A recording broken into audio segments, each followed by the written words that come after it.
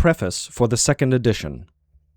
This book may need more than one preface, and in the end there would still remain room for doubt whether anyone who had never lived through similar experiences could be brought closer to the experience of this book by means of prefaces. It seems to be written in the language of the wind that thaws ice and snow. High spirits, unrest, contradiction, and April weather are present in it, and one is instantly reminded no less of the proximity of winter than of the triumph over the winter that is coming, must come, and perhaps has already come. Gratitude pours forth continually, as if the unexpected had just happened, the gratitude of a convalescent, for convalescence was unexpected. Gay science. That signifies the saturnalia of a spirit who has patiently resisted a terrible, long pressure, patiently, severely, coldly, without submitting, but also without hope, and who is now all at once attacked by hope, the hope for health and the intoxication of convalescence. Is it any wonder that in the process much that is unreasonable and foolish comes to light? Much playful tenderness that is lavished even on problems that have a prickly hide and are not made to be caressed and enticed? This whole book is nothing but a bit of merrymaking after long privation and powerlessness, the rejoicing of strength that is returning, of a reawakened faith in a tomorrow and the day after tomorrow, of a sudden sense and anticipation of a future, of impending adventures, of seas that are open again, of goals that are permitted again, believed again. And what did not lie behind me then? This stretch of desert, exhaustion, disbelief, icing up in the midst of youth, this interlude of old age at the wrong time, this tyranny of pain even excelled by the tyranny of pride that refused the conclusions of pain. And conclusions are consolations. This radical retreat into solitude as a self-defense against contempt for men that had become pathologically clairvoyant. This determined self-limitation to what was bitter, harsh, and hurtful to know, prescribed by the nausea that had gradually developed out of an incautious and pampering spiritual diet called romanticism. Oh, who could re-experience all of this? But if anyone could, he would surely pardon more than a little foolishness, exuberance, and gay science, for example. The handful of songs that have now been added to this book. Songs in which a poet makes fun of all poets in a way that may be hard to forgive. Alas, it is not only the poets and their beautiful lyrical sentiments on whom the resurrected author has to vent his sarcasm. Who knows what victim he is looking for? What monster of material for parody will soon attract him? Incipit tragedia, we read at the end of this awesomely aweless book. Beware, something downright wicked and malicious is announced here. Incipit parodia, no doubt. 2. But let us leave Herr Nietzsche. What is it to us that Herr Nietzsche has become well again? For a psychologist, there are few questions that are as attractive as that concerning the relation of health and philosophy. And if he should himself become ill, he will bring all of his scientific curiosity into his illness. For assuming that one is a person, one necessarily also has the philosophy that belongs to that person. But there is a big difference. In some, it is their deprivations that philosophize. In others, their riches and strengths. The former need their philosophy, whether it be a prop, a sedative, medicine, redemption, elevation, or self-alienation. For the latter, it is merely a beautiful luxury. In the best cases, the voluptuousness of a triumphant gratitude that eventually still has to inscribe itself in cosmic letters on the heaven of concepts. But in the former case, which is more common, when it is distress that philosophizes, as is the case with all sick thinkers, and perhaps sick thinkers are more numerous in the history of philosophy, what will become of the thought itself when it is subjected to the pressure of sickness? This is the question that concerns the psychologist, and here an experiment is possible. Just as a traveler may resolve, before he calmly abandons himself to sleep, to wake up at a certain time, We philosophers, if we should become sick, surrender for a while to sickness, body and soul, and, as it were, shut our eyes to ourselves. And as the traveler knows that something is not asleep, that something counts the hours and will wake him up, we too know that the decisive moment will find us awake, and that something will leap forward then and catch the spirit in the act. I mean, in its weakness or repentance or resignation or hardening or gloom and whatever other names there are for the pathological states of the spirit that on healthy days are opposed by the pride of the spirit. For the old saying is still valid: the proud spirit, peacock, and horse are the three proudest beasts on earth. After such self-questioning, self-temptation, one acquires a subtler eye for all philosophizing to date. One can infer better than before the involuntary detours, side lanes, resting places, and sunny places of thought to which suffering thinkers are led and misled on account of their suffering. For now one knows whether the sick body and its needs unconsciously urge, push, and lure the spirit towards the sun, stillness, madness, patience, medicine, balm in some sense. Every philosophy that ranks peace above war, every ethic with a negative definition of happiness, every metaphysics and physics that knows some finale, some final state of some sort, every predominant aesthetic or religious craving for some apart, beyond, outside, above, permits the question whether it was not sickness that inspired the philosopher. The unconscious disguise of physiological needs under the cloaks of the objective, ideal, purely spiritual, goes to frightening lengths. And often I have asked myself whether, taking a large view, philosophy has not been merely an interpretation of the body, and a misunderstanding of the body. Behind the highest value judgments that have hitherto guided the history of thought, there are concealed misunderstandings of the physical constitution, of individuals or classes, or even whole races. All of those bold insanities of metaphysics, especially answers to the question about the value of existence, may always be considered first of all as the symptoms of certain bodies. And if such world affirmations or world negations, tout court, lack any grain of significance when measured scientifically, they are the more valuable for the historian and the psychologist as hints or symptoms of the body, of its success or failure, its plenitude, power, and autocracy in history, or of its frustrations, weariness, impoverishment, its premonitions of the end, its will to the end. I am still waiting for a philosophical physician in the exceptional sense of that word, one who has to pursue the problem of the total health of a people, time, race, or of humanity, to muster the courage to push my suspicion to its limits and to risk the proposition: what was at stake in all philosophizing hitherto was not at all truth, but something else. Let us say health, future, growth, power, life. 3. You see that I do not want to take leave ungratefully from that time of severe sickness, whose profits I have not yet exhausted even today. I am very conscious of the advantages that my fickle health gives me over all robust squares. Vielschötigen des Geistes. A philosopher who has traversed many kinds of health, and keeps traversing them, has passed through an equal number of philosophies.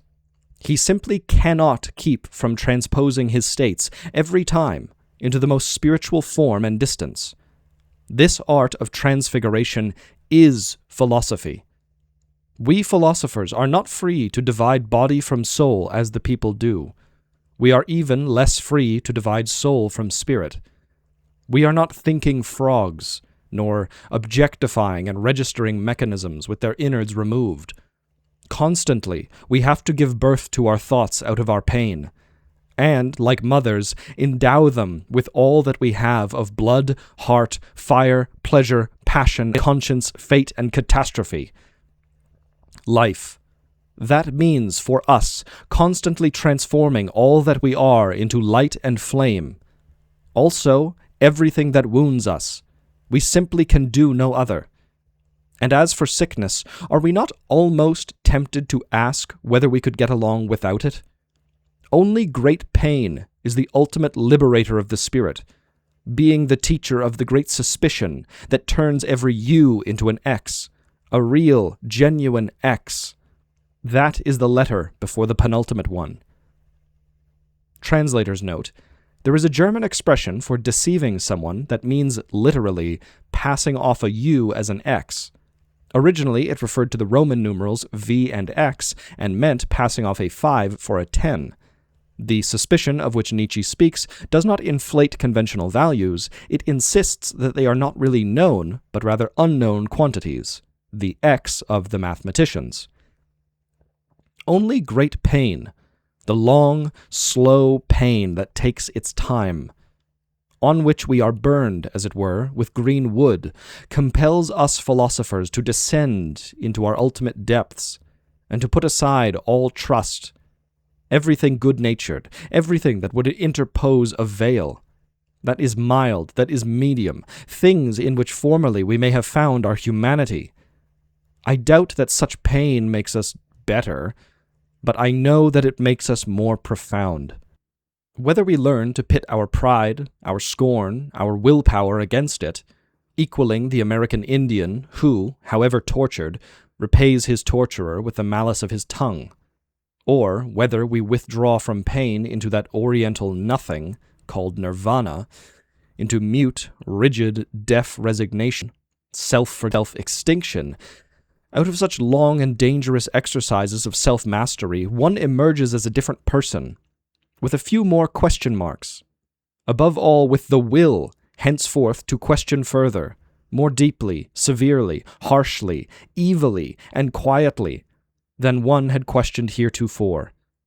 The trust in life is gone. Life itself has become a problem. Yet one should not jump to the conclusion that this necessarily makes one gloomy. Even love of life is still possible, only one loves differently. It is the love for a woman that causes doubts in us. The attraction of everything problematic, the delight in an X, however, is so great in such more spiritual, more spiritualized men, that this delight flares up again and again like a bright blaze over all of the distress of what is problematic, over all of the danger of uncertainty, and even over the jealousy of the lover. We know a new happiness. 4. In the end, lest what is most important remain unsaid, from such abysses, from such severe sickness, also from the sickness of severe suspicion, one returns new-born, having shed one's skin, more ticklish and malicious, with a more delicate taste for joy, with a tenderer tongue for all good things, with merrier senses, with a second dangerous innocence in joy, more childlike and yet 100 times subtler than one has ever been before. How repulsive pleasure is now, that crude, musty, brown pleasure as it is understood by those who like pleasure. Our educated people, our rich people, and our rulers. How maliciously we listen now to the big country fair boom-boom with which the educated person and the city dweller today permits art, books, and music to rape him and provide spiritual pleasures, with the aid of spirituous liquors. How the theatrical scream of passion now hurts our ears. How strange to our taste the whole romantic uproar and tumult of the senses have become, which the educated mob loves, and all of its aspirations after the elevated, inflated, and exaggerated. No, if we convalescents still need art, it is another kind of art. A mocking, light, fleeting, divinely untroubled, divinely artificial art, that, like a pure flame, licks into unclouded skies. Above all, an art for artists only. We know better afterward what above all is needed for this. Cheerfulness. Any cheerfulness, my friends. Also as artists. Let me prove it. There are a few things we now know too well, we knowing ones. Oh, how we now learn to forget well, and to be good at not knowing, as artists.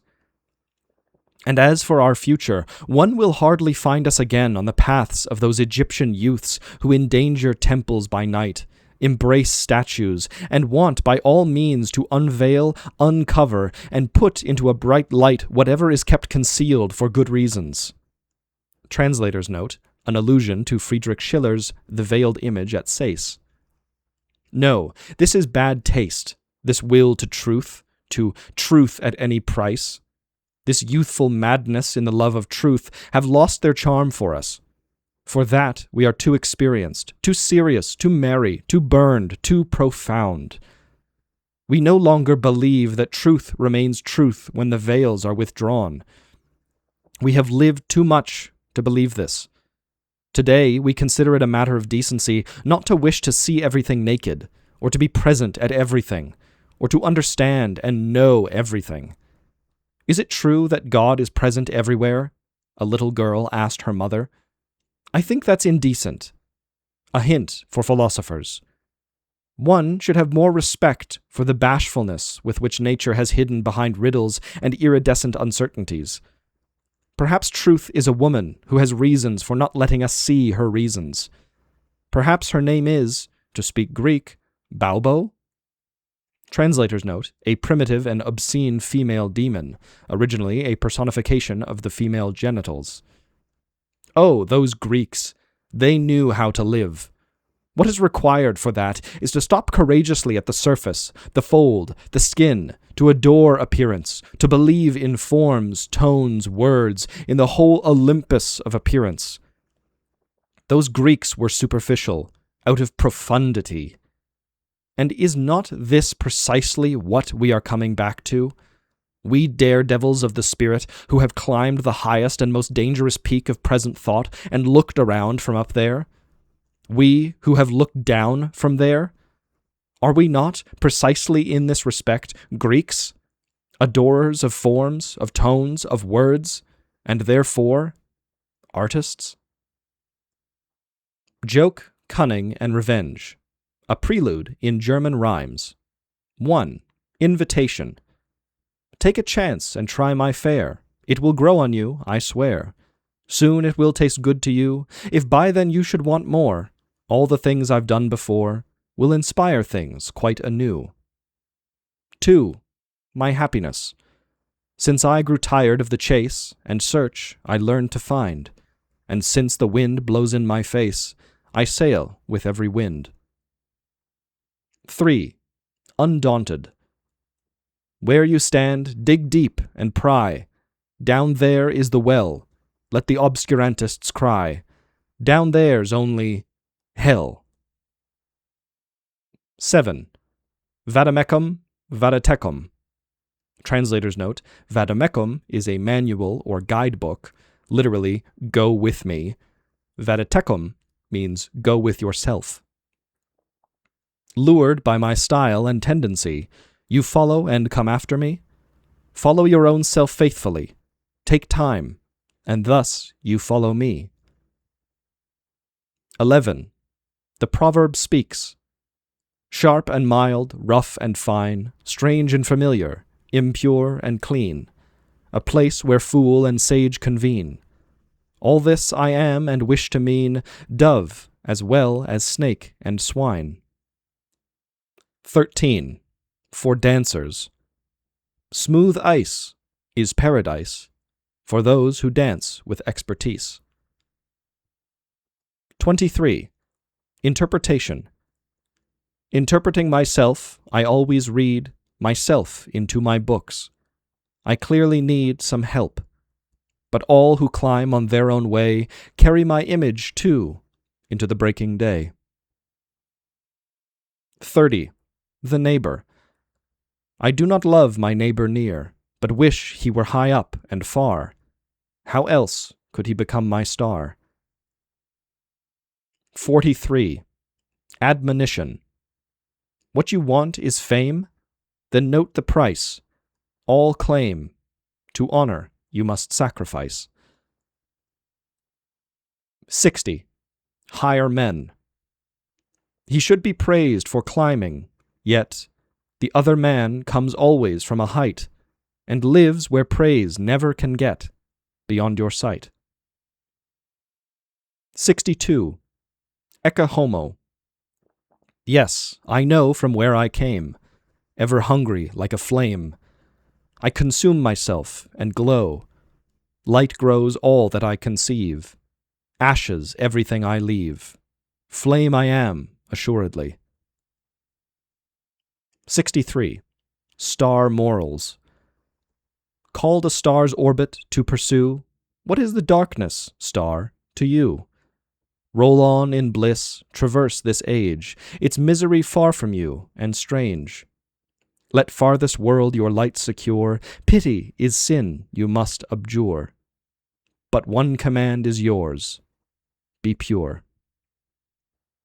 Book 1. The Teachers of the Purpose of Existence.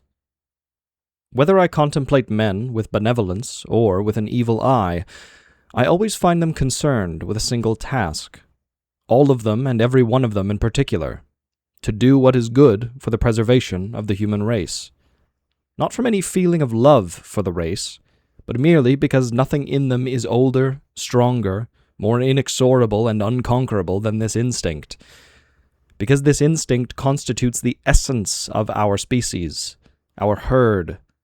It is easy enough to divide our neighbors quickly with the usual myopia from a mere 5 paces away into useful and harmful, good and evil men.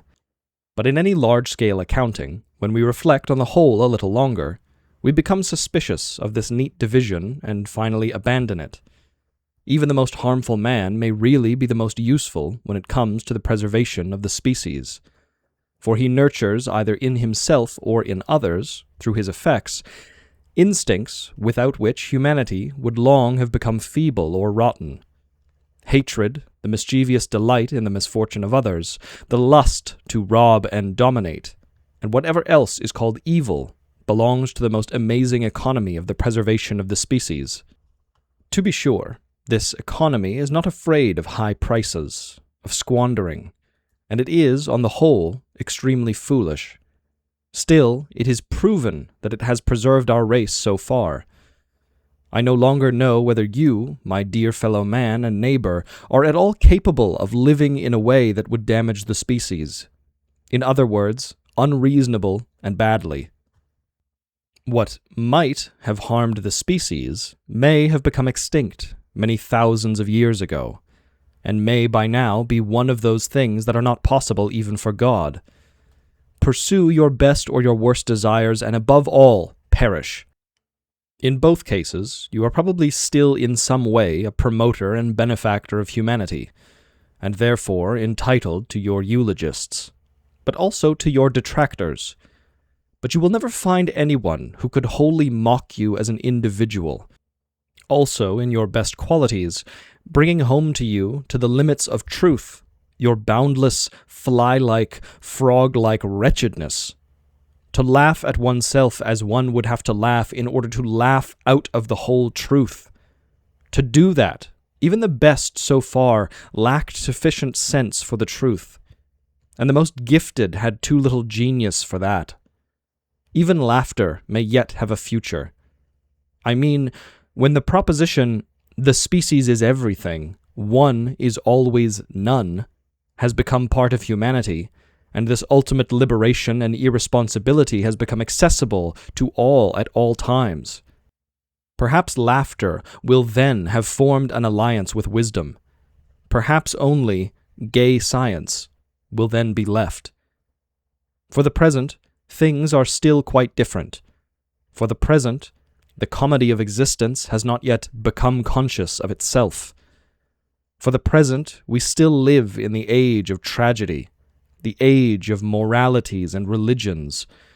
What is the meaning of the ever-new appearance of these founders of moralities and religions, these instigators of fights over moral valuations, these teachers of remorse and religious wars? What is the meaning of these heroes on this stage? Thus far, these have been the heroes, and everything else, even if at times it was all that could be seen and was much too near to us, has always merely served to set the stage for these heroes. whether it was machinery or coulisses or took the form of confidants and valets. The poets, for example, were always the valets of some morality. It is obvious that these tragedians, too, promote the interests of the species, even if they should believe that they promote the interest of God or work as God's emissaries. They, too, promote the life of the species by promoting the faith in life. Life is worth living, every one of them shouts. There is something to life. There is something behind life, beneath it. Beware. From time to time, this instinct, which is at work equally in the highest and the basest men, the instinct for the preservation of the species, erupts as reason and passion of the spirit.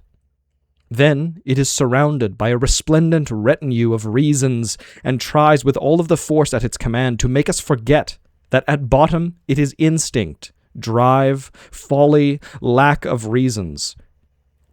Life shall be loved, because man shall advance himself and his neighbor, because. What names all of these shalls and becauses receive and may yet receive in the future? In order that what happens necessarily and always, spontaneously and without any purpose, may henceforth appear to be done for some purpose and strike man as rational and an ultimate commandment, the ethical teacher comes on stage as the teacher of the purpose of existence. And to this end, he invents a second, different existence, and unhinges by means of his new mechanics the old, ordinary existence. Indeed, he wants to make sure that we do not laugh at existence, or at ourselves, or at him. For him, one is always one, something first and last and tremendous. For him, there are no species, sums, or zeros. His inventions and valuations may be utterly foolish and overenthusiastic. He may badly misjudge the course of nature and deny its conditions. And all ethical systems hitherto have been so foolish and anti-natural that humanity would have perished of every one of them if it had gained power over humanity. And yet, whenever the hero appeared on the stage, something new was attained.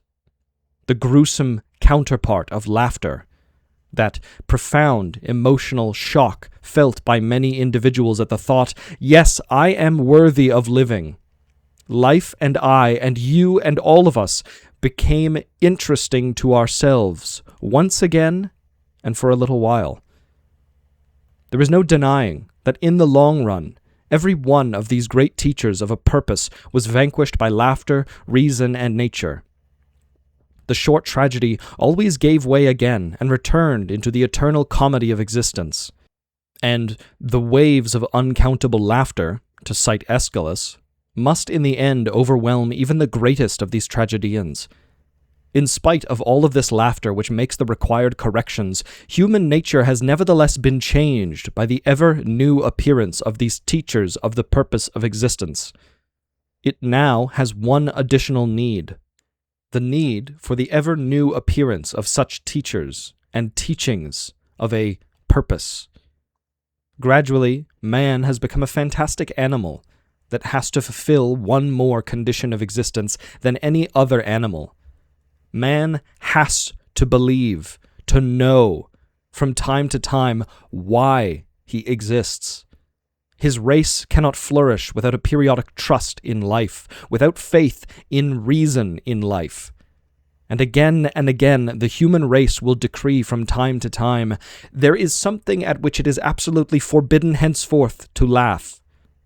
The most cautious friend of man will add not only laughter and gay wisdom, but the tragic too, with all of its sublime unreason, belongs among the means and the necessities of the preservation of the species. Consequently,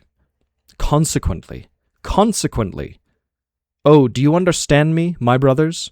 Do you understand this new law of ebb and flood? There is a time for us, too.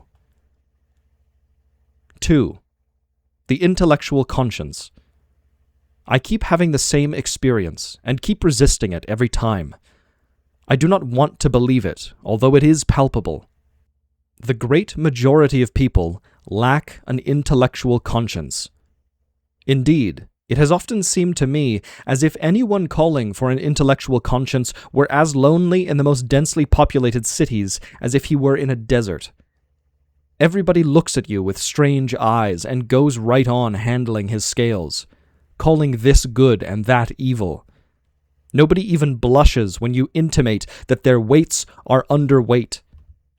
Nor do people feel outraged. They merely laugh at your doubts. I mean, the great majority of people does not consider it contemptible to believe this or that and to live accordingly, without first having given themselves an account of the final and most certain reasons pro and con, and without even troubling themselves about such reasons afterward. The most gifted men and the noblest women still belong to this great majority. But what is good-heartedness, refinement, or genius, to me, when the person who has these virtues tolerates slack feelings in his faith and judgments, and when he does not account the desire for certainty as his inmost craving and deepest distress, as that which separates the higher human beings from the lower? Among some pious people, I have found a hatred of reason, and was well disposed to them for that. For this at least betrayed their bad intellectual conscience. But to stand in the midst of this rerum concordia discourse, translator's note, discordant concord of things, Horace Epistles, I 12:19, and of this whole marvelous uncertainty and rich ambiguity of existence without questioning, without trembling with the craving and the rapture of such questioning, without at least hating the person who questions, perhaps even finding him fatally amusing, that is what I feel to be contemptible. And this is the feeling for which I look first for in everybody. Some folly keeps persuading me that every human being has this feeling, simply because he is human. This is my sense of injustice. 11. Consciousness.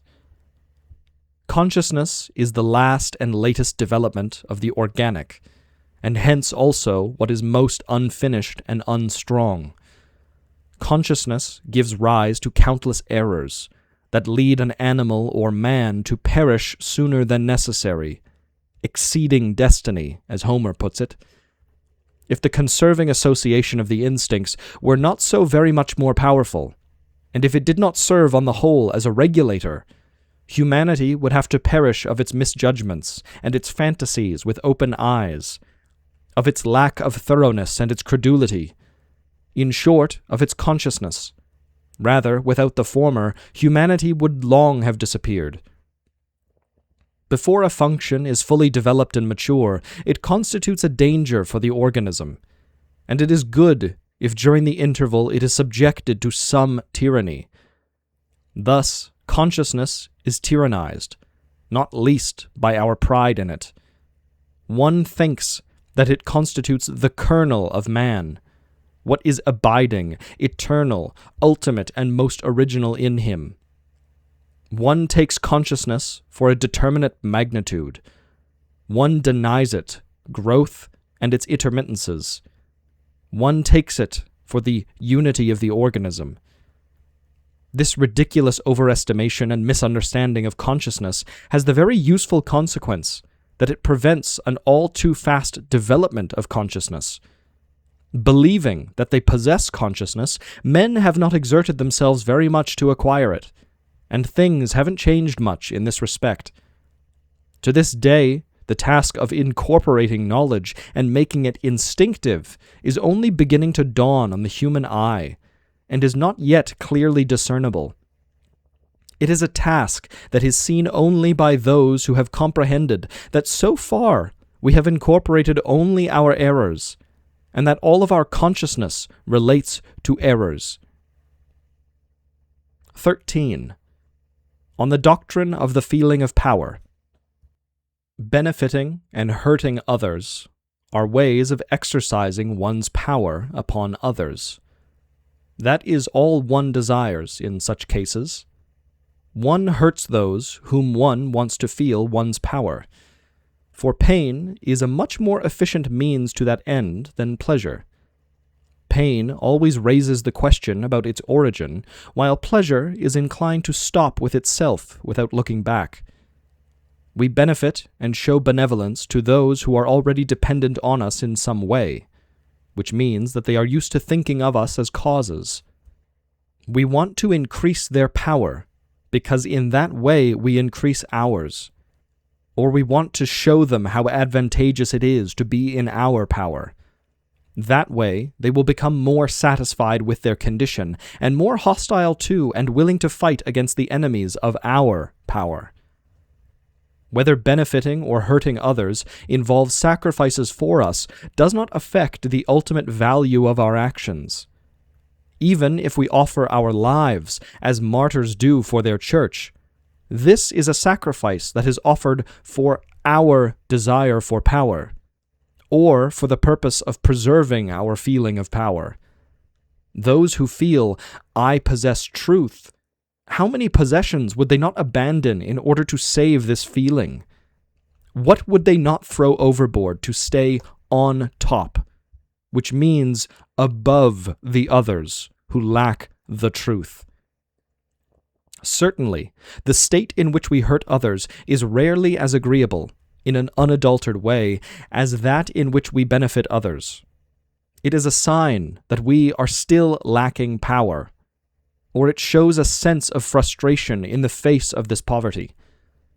It is accompanied by new dangers and uncertainties for what power we do possess, and clouds our horizon with the prospect of revenge, scorn, punishment, and failure. It is only for the most irritable and covetous devotees of the feeling of power that it is perhaps more pleasurable to imprint the seal of power on a recalcitrant brow. Those for whom the sight of those who are already subjected, the objects of benevolence, is a burden and boredom. What is decisive is how one is accustomed to spice one's life. It is a matter of taste, whether one prefers the slow or the sudden, the assured or the dangerous, and audacious increase of power. One seeks this or that spice depending on one's temperament. An easy prey is something contemptible for proud natures. They feel good only at the sight of unbroken men who might become their enemies, and at the sight of all possessions that are hard to come by. Against one who is suffering, they are often hard because he is not worthy of their aspirations and pride, but they are doubly obliging towards their peers, whom it would be honorable to fight if the occasion should ever arise. Spurred by the good feeling of this perspective, the members of the knightly caste become accustomed to treating each other with exquisite courtesy.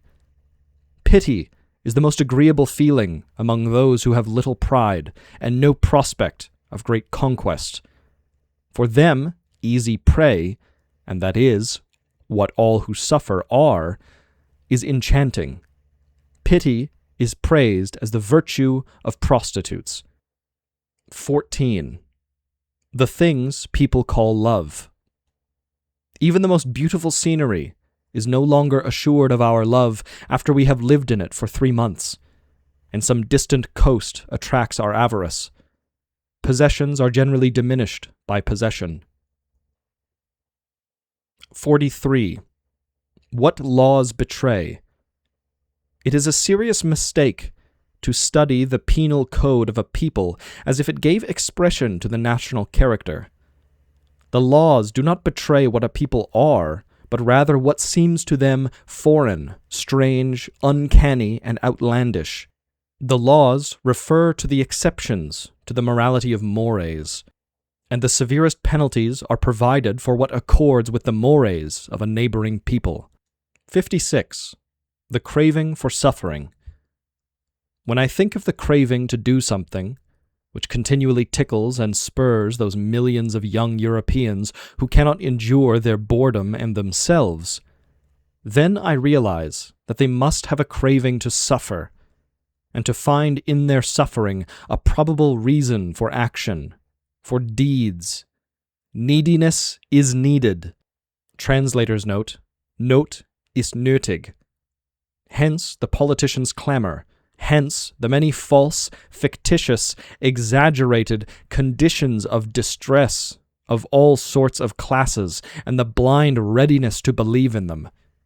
These young people demand that, not happiness, but unhappiness should approach from the outside and become visible.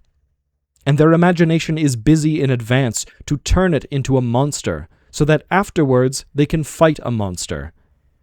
If these people who crave distress felt the strength inside themselves to benefit themselves and to do something for themselves internally, then they would also know how to create for themselves internally their very own authentic distress. Then their inventions might be more refined, and their satisfactions might sound like good music. While at present they fill the world with their clamor about distress, and all too often introduce it into the feeling of distress. They do not know what to do with themselves, and therefore paint the distress of others on the wall. They always need others, and continually others.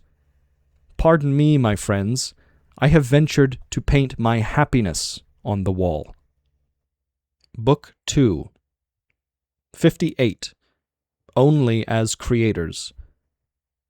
This has given me the greatest trouble, and still does, to realize that what things are called is incomparably more important than what they are. The reputation, name, and appearance, the usual measure and weight of a thing, what it counts for, originally almost always wrong and arbitrary, thrown over things like a dress, and altogether foreign to their nature and even to their skin. All of this grows from generation unto generation, merely because people believe in it, until it gradually grows to be a part of the thing and turns into its very body. What at first was appearance becomes in the end almost invariably the essence, and is effective as such.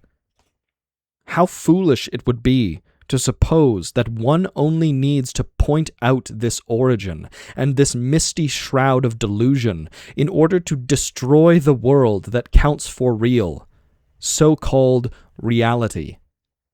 We can destroy only as creators, but let us not forget this either. It is enough to create new homes and estimations and probabilities in order to create in the long run new things. 98. In praise of Shakespeare. I could not say anything more beautiful in praise of Shakespeare as a human being than this. He believed in Brutus, and did not cast one speck of suspicion upon this type of virtue. It was to him that he devoted his best tragedy. It is still called by the wrong name. To him, and to the most awesome quintessence of a lofty morality, independence of the soul, that is at stake here. No sacrifice can be too great for that.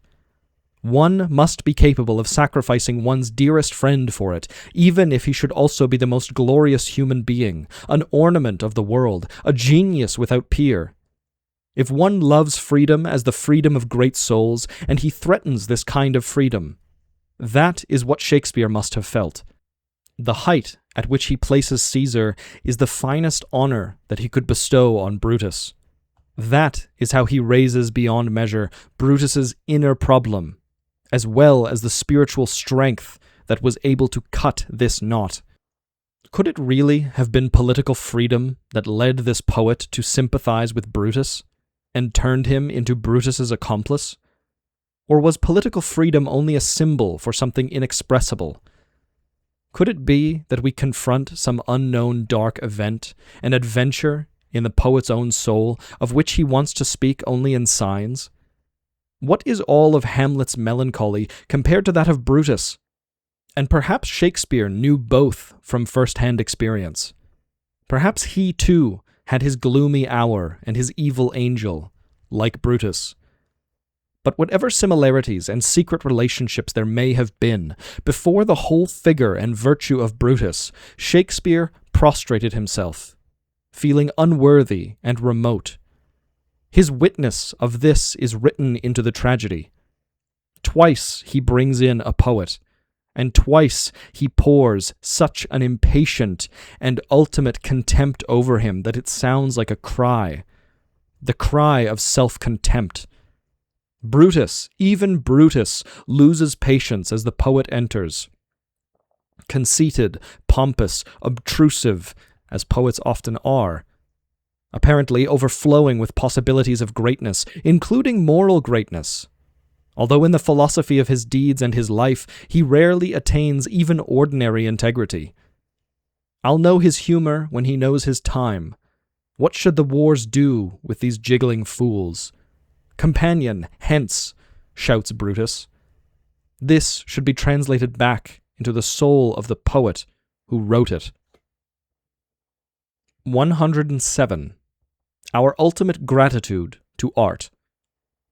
If we had not welcomed the arts and invented this kind of cult of the untrue, then the realization of general untruth and mendaciousness that now comes to us through science, the realization that delusion and error are conditions of human knowledge and sensation, would be utterly unbearable.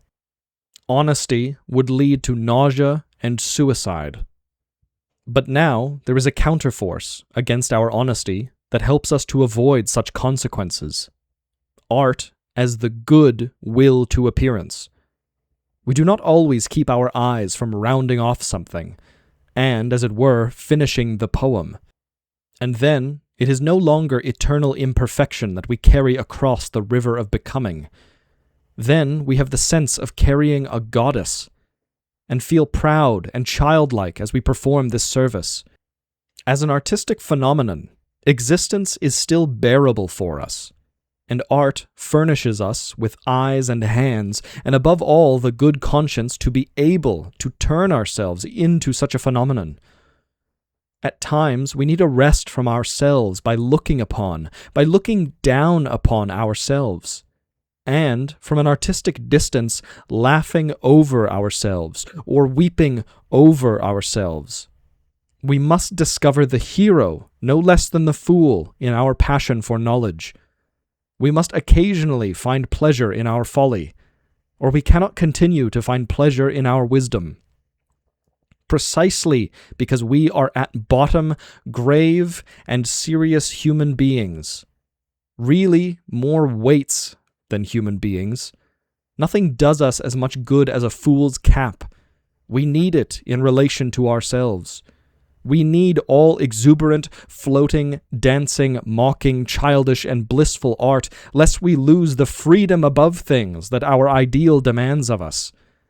It would mean a relapse for us, with our irritable honesty, to get involved entirely in morality, and, for the sake of the over-severe demands we make on ourselves in these matters, to become virtuous monsters and scarecrows.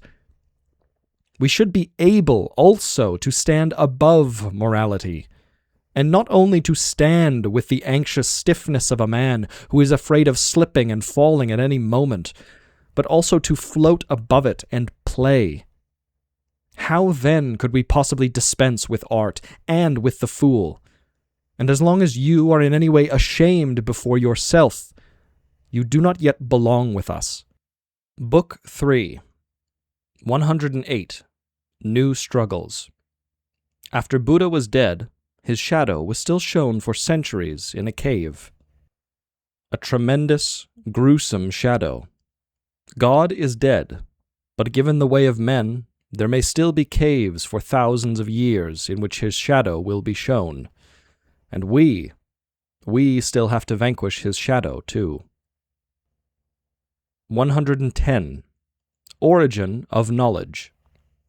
Such erroneous articles of faith, produced by the intellect, which were continually inherited until they became almost part of the basic endowment of the species, include the following: that there are enduring things, that there are equal things, that there are things, substances, bodies, that a thing is what it appears to be, that our will is free, that what is good for me is also good in itself. Thus, the strength of knowledge does not depend on its degree of truth, but on its age, on the degree to which it has been incorporated, on its character as a condition of life. Thus, knowledge became a piece of life itself, and hence a continually growing power, until eventually knowledge collided with these primeval basic errors, two lives, two powers, both in the same human being. A thinker is now that being in whom the impulse for truth and those life-preserving errors clash for the first fight, after the impulse for truth has proved to be also a life-preserving power. Compared to the significance of this fight, everything else is a matter of indifference. The ultimate question about the conditions of life has been posed here, and we confront the first attempt to answer this question by experiment. To what extent can truth endure incorporation? That is the question. That is the experiment. 116. Herd instinct. Wherever we encounter a morality, we also encounter valuations, and an order of rank of human impulses and actions. These valuations and orders of rank are always expressions of the needs of a community and herd. Whatever benefits it most, and second most and third most, that is also considered the first standard for the value of all individuals. Morality trains the individual to be a function of the herd, and to ascribe value to himself only as a function. The conditions for the preservation of different communities were very different. Hence, there were very different moralities. Considering essential changes in the forms of future herds and communities, states and societies, we can prophesy that there will yet be very divergent moralities. Morality is herd instinct in the individual. 117. Herd remorse. During the longest and most remote periods of the human past, the sting of conscience was not at all what it is now. Today, one feels responsible only for one's will and actions, and one finds pride in oneself. All our teachers of law start from this sense of self and pleasure in the individual, as if this had always been the fount of law. But during the longest period of the human past, nothing was more terrible than to feel that one stood by oneself. To be alone, to experience things by oneself, neither to obey nor to rule, to be an individual, that was not a pleasure, but a punishment. One was sentenced to individuality. Freedom of thought was considered discomfort itself. While we experience law and submission as compulsion and loss, it was egoism that was formerly experienced as something painful and as real misery.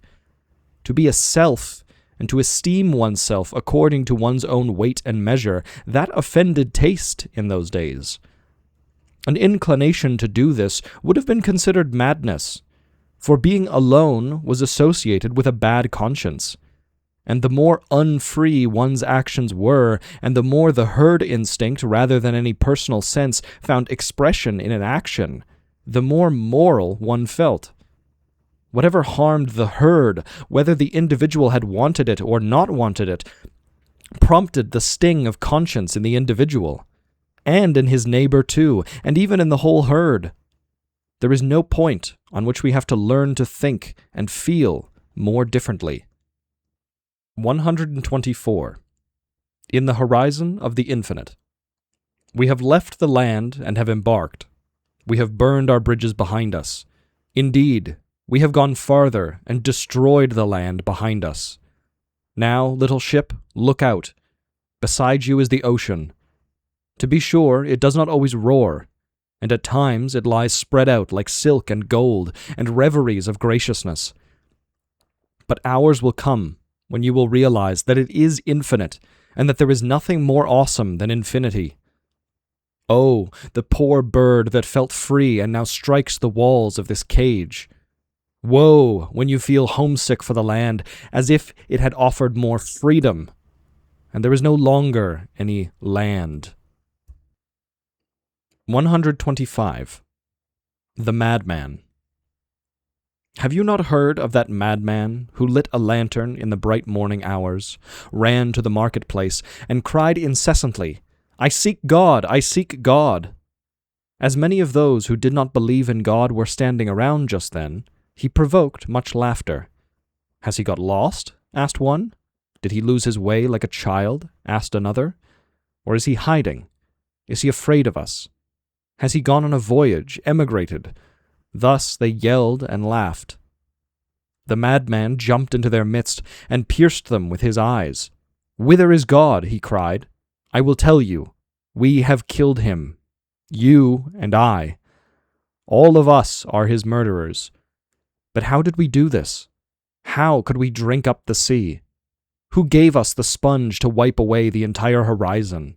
What were we doing when we unchained this earth from its sun? Whither is it moving now? Whither are we moving? Away from all suns? Are we not plunging continually? Backward, sideward, forward, in all directions? Is there still any up or down? Are we not straying as through an infinite nothing? Do we not feel the breath of empty space? Has it not become colder? Is not night continually closing in on us? Do we not need to light lanterns in the morning? Do we not hear nothing as yet of the noise of the gravediggers who are burying God? Do we smell nothing as yet of the divine decomposition? Gods, too, decompose. God is dead. God remains dead. And we have killed him. How shall we comfort ourselves, the murderers of all murderers? What was holiest and mightiest of all that the world has yet owned has bled to death under our knives. Who will wipe this blood off of us? What water is there for us to clean ourselves? What festivals of atonement, what sacred games shall we have to invent? Is not the greatness of this deed too great for us? Must we ourselves not become gods simply to appear worthy of it? There has never been a greater deed, and whoever is born after us, for the sake of this deed he will belong to a higher history than to all history hitherto. Here the madman fell silent, and looked again at his listeners.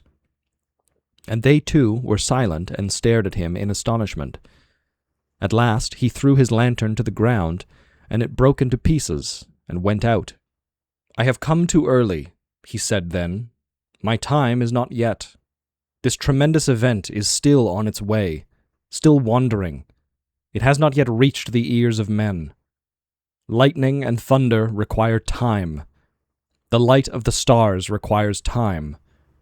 Deeds, though done, still require time to be seen and heard.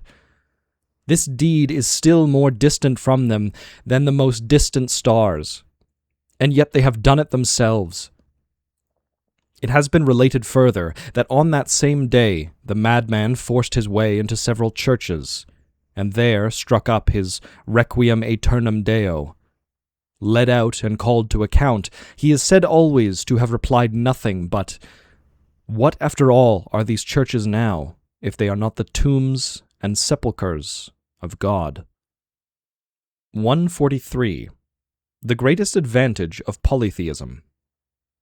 For an individual to posit his own ideal, and to derive from it his own law, joys, and rights, that may well have been considered hitherto as the most outrageous human aberration, and as idolatry itself. The few who dared as much always felt the need to apologize to themselves, usually by saying, "It wasn't I, not I, but a God through me." The wonderful art and gift of creating gods, polytheism, was the medium through which this impulse could discharge, purify, perfect, and ennoble itself. For originally it was a very undistinguished impulse, related to stubbornness, disobedience, and envy. Hostility against this impulse to have an ideal of one's own was formerly the central law of all morality. There was only one norm, man, and every people thought that it possessed this one ultimate norm. But above and outside, in some distant overworld, one was permitted to behold a plurality of norms. One God was not considered a denial of another God, nor blasphemy against him. It was here that the luxury of individuals was first permitted. It was here that one first honored the rights of individuals. The invention of gods, heroes, and overmen of all kinds, as well as near men and under men, of dwarves, fairies, centaurs, satyrs, demons, and devils, was the inestimable preliminary exercise for the justification of the egoism and sovereignty of the individual. The freedom that one conceded to a god in his relation to other gods, one eventually also granted to oneself in relation to laws, customs, and neighbors. Monotheism, on the other hand, this rigid consequence of the doctrine of one normal human type, the faith in one normal human God beside whom there are only pseudo-gods, was perhaps the greatest danger that has yet confronted humanity. It threatened us with the premature stagnation that, as far as we can see, most other species have long reached. For all of them believe in one normal type and ideal for their species, and they have translated the morality of mores definitely into their own flesh and blood. In polytheism, the free-spiriting and many-spiriting of man obtained its first preliminary form, the strength to create for ourselves our own new eyes, and ever again new eyes that are even more our own. Hence, man alone among all the animals has no eternal horizons and perspectives. 149. The failures of reformations. Among the Greeks, several attempts to found new Greek religions failed, which speaks for the higher civilization of the Greeks even in rather early times. It suggests that there must have been in Greece at an early time large numbers of diverse individuals whose diverse needs and miseries could not be taken care of with a single prescription of faith and hope. Pythagoras and Plato, perhaps also Empedocles, and much earlier yet the Orphic enthusiasts, aimed to found new religions. And the first two had souls and talents that fitted them so obviously for the role of religious founders that one can scarcely marvel enough that they should have failed. Yet all they managed to found were sects. Whenever the reformation of a whole people fails, and it is only sects that elevate their leader, we may conclude that the people has become relatively heterogeneous, and has begun to move away from rude herd instincts and the morality of mores. They are hovering in an interesting position that is usually dismissed as a mere decay of morals and corruption, although in fact it proclaims that the egg is approaching maturity, and that the eggshell is about to be broken. The more general and unconditional the influence of an individual, or the idea of an individual can be, the more homogeneous and the lower must the mass be that is influenced, while counter-movements give evidence of counter-needs that also want to be satisfied and recognized. Conversely, we may always infer that a civilization is really high when powerful and domineering natures have little influence and create only sects. This applies also to the various arts and to the field of knowledge. Where someone rules, there are masses, and where we find masses, we also find a need to be enslaved. Where men are enslaved, there are few individuals, and these are opposed by herd instincts and conscience. 151. Of the origin of religion. The metaphysical need is not the origin of religions, as Schopenhauer supposed, but merely a late offshoot. Under the rule of religious ideas, one has become accustomed to the notion of another world, behind, below, above, and when religious ideas are destroyed, one is troubled by an uncomfortable emptiness and deprivation. From this feeling grows once again another world, but now merely a metaphysical one that is no longer religious. But what first led to a positing of another world in primeval times was not some impulse or need, but an error in the interpretation of certain natural events, a failure of the intellect. 153. Homo poeta. I myself, having made this tragedy of tragedies all by myself, insofar as it is finished, I, having first tied the knot of morality into existence before I drew it so tight that only a god could untie it, which is what Horace demands, I myself have now slain all gods in the fourth act, for the sake of morality. Now, what is to become of the fifth act? From where am I to take the tragic solution? Should I begin to think about a comic solution? 154. Different types of dangerous lives. You have no idea what you are living through. You rush through life as if you were drunk, and now and then fall down some staircase. But thanks to your drunkenness, you never break a limb. Your muscles are too relaxed, and your brain too benighted for you to find the stones of these stairs as hard as we do. For us, life is more dangerous. We are made of glass. Woe unto us if we merely bump ourselves, and all is lost if we fall. 173. Being profound and seeming profound.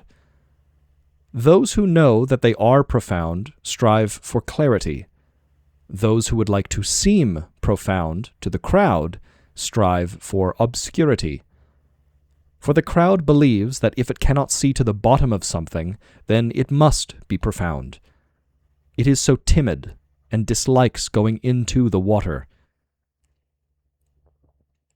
174. Apart.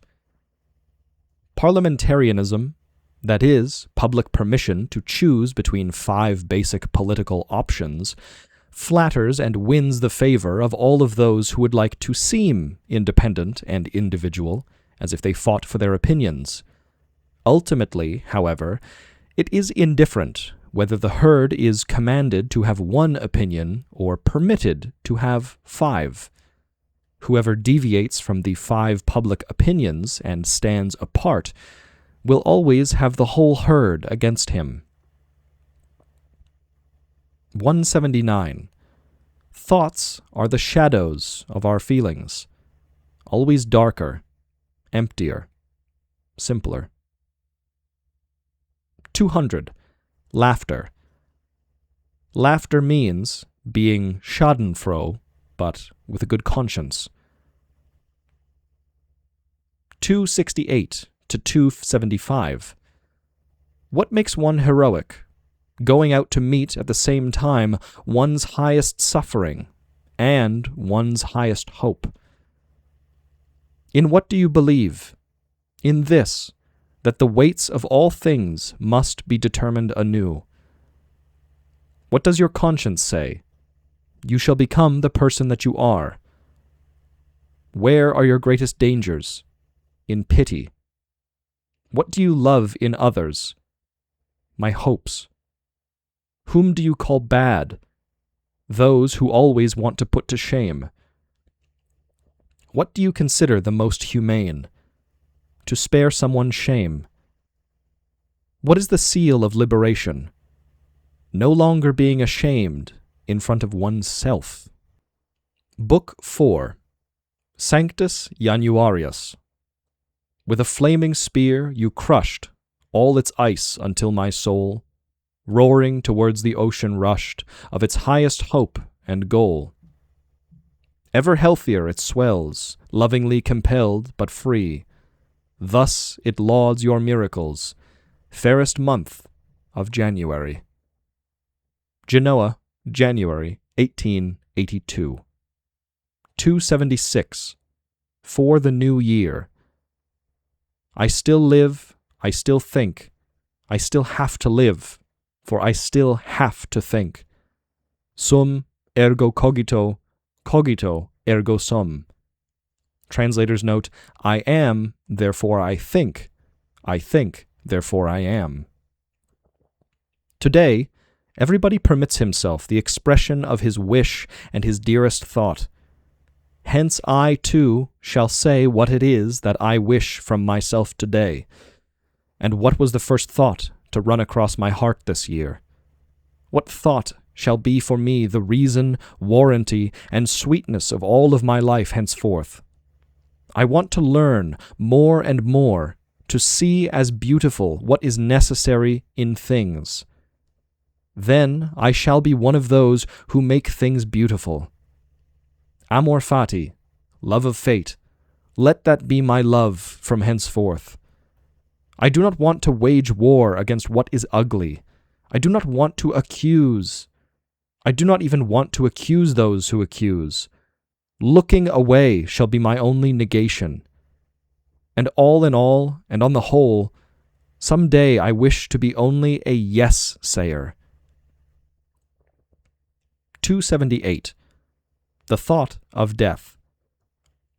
Living in the midst of this jumble of little lanes, needs, and voices gives me a melancholy happiness. How much enjoyment, impatience, and desire, how much thirsty life and drunkenness of life comes to light every moment. And yet silence will soon descend on all of these noisy, living, life-thirsty people. How his shadow stands even now behind everyone as his dark fellow traveler. It is always like the last moment before the departure of an emigrant's ship. People have more to say to each other than ever. The hour is late, and the ocean and its desolate silence are waiting impatiently behind all of this noise. So covetous and certain of their prey. And all and every one of them suppose that the heretofore was little or nothing, while the near future is everything. And that is the reason for all of this haste, this clamor, this outshouting and overreaching each other. Everyone wants to be the first in this future, and yet death and deathly silence alone are certain and common to all in this future. How strange it is that this sole certainty and common element makes almost no impression on people, and that nothing is further from their minds than the feeling that they form a brotherhood of death. It makes me happy to see that men do not want at all to think the thought of death. I should like very much to do something that would make the thought of life even 100 times more appealing to them. 279. Star Friendship. We were friends and have become estranged. But this was right, and we do not want to conceal and obscure it from ourselves as if we had reason to feel ashamed. We are two ships, of which each has its goal and course. Our paths may cross, and we may celebrate a feast together, as we did. And then the good ships rested so quietly in one harbor and in one sunshine, that it may have looked as if they had reached their goal, and as if they had one goal. But then, the almighty force of our tasks drove us apart again, into different seas and sunny zones, and perhaps we shall never see one another again. Perhaps we shall meet again, but fail to recognize one another. Our exposure to different seas and suns has changed us. That we have to become estranged is the law above us. By the same token, we should also become more venerable for each other, and the memory of our former friendship more sacred. There is probably a tremendous but invisible stellar orbit in which our very different ways and goals may be included as parts of this path. Let us rise up to this thought. But our life is too short, and our power of vision too small, for us to be more than friends in the sense of this sublime possibility. Let us then believe in our star friendship, even if we should be compelled to be earth enemies. 283. Preparatory human beings. I welcome all signs that a more virile, warlike age is about to begin, which will restore honor to courage above all. For this age shall prepare the way for one yet higher, and it shall gather the strength that this higher age will require some day.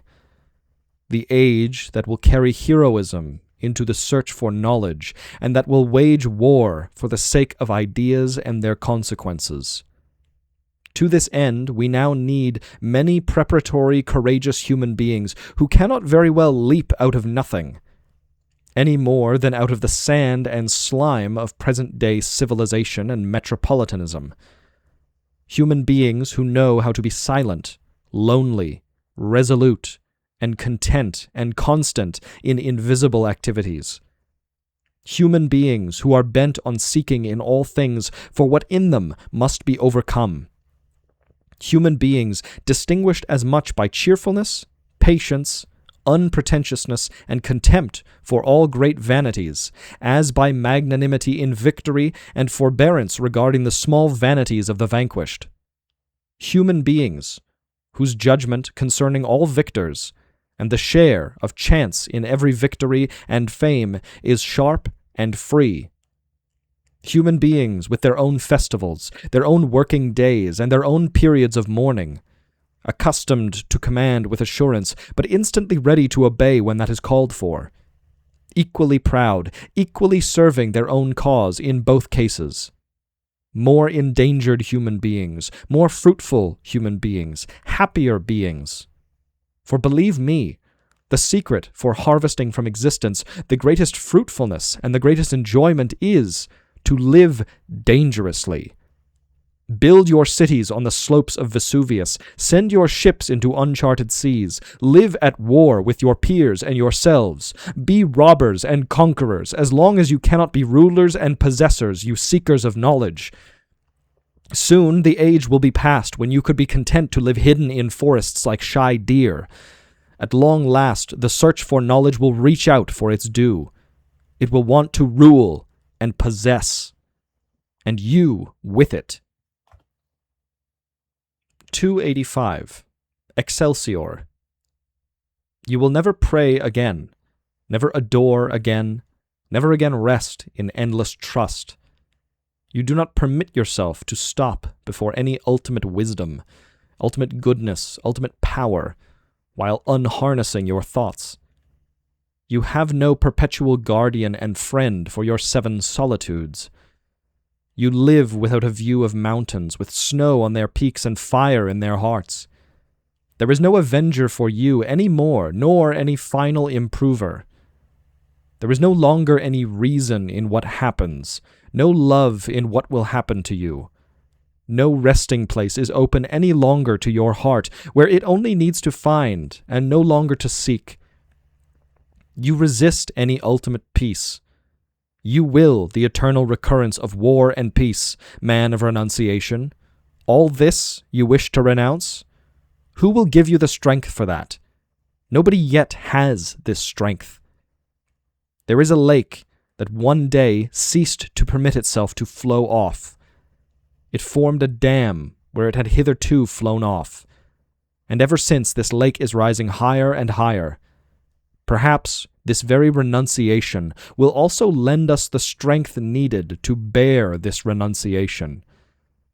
Perhaps man will rise ever higher as soon as he ceases to flow out into a god. 289. Embark.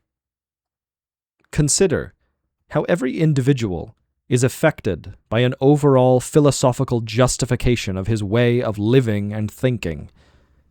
He experiences it as a sun that shines especially for him and bestows warmth, blessings, and fertility on him. It makes him independent of praise and blame, self-sufficient, rich, liberal with happiness and goodwill. Incessantly it fashions evil into good, leads all energies to bloom and ripen, and does not permit the petty weeds of grief and chagrin to come up at all.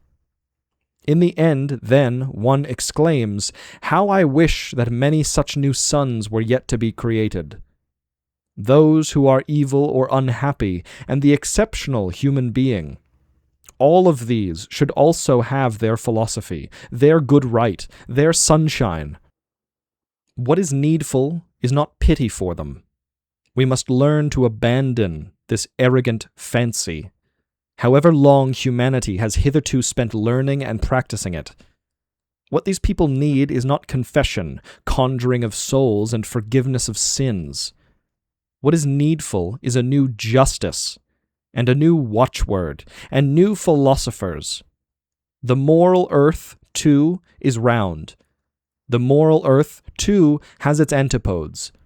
The antipodes, too, have the right to exist. There is yet another world to be discovered, and more than one. Embark, philosophers. 290. One thing is needful.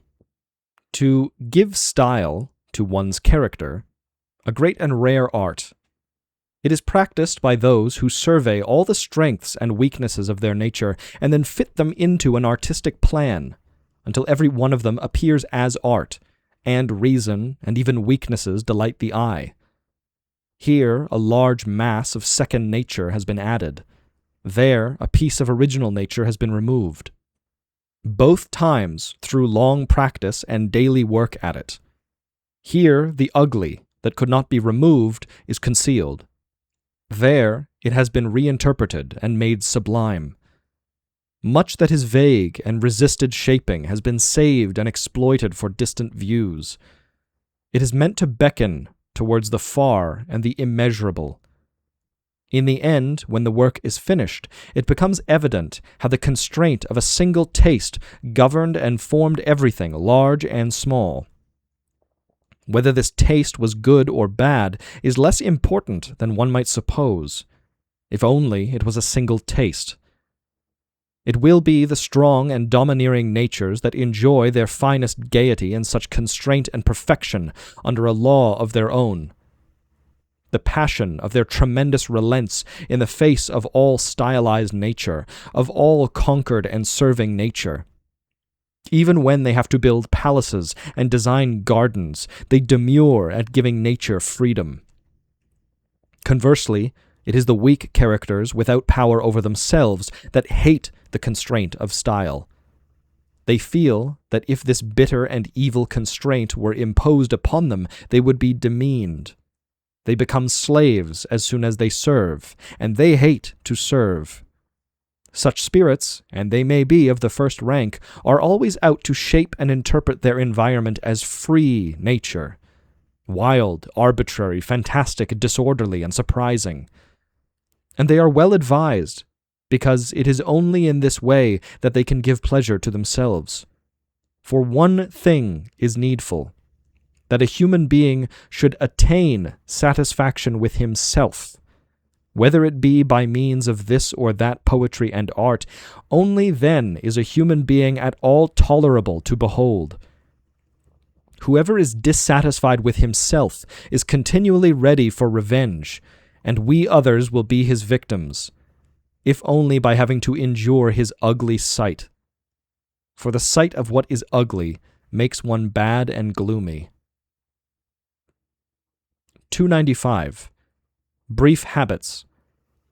I love brief habits, and consider them an inestimable means for getting to know many things and states, even down to the bottom of their sweetness and bitternesses. Enduring habits I hate. Yes, at the very bottom of my soul, I feel grateful to all of my misery and bouts of sickness, and everything about me that is imperfect, because this sort of thing leaves me with 100 back doors through which I can escape from enduring habits. Most intolerable, to be sure, and the terrible par excellence would be for me a life entirely devoid of habits, a life that would demand perpetual improvisation. That would be my exile and my Siberia. 296. A firm reputation.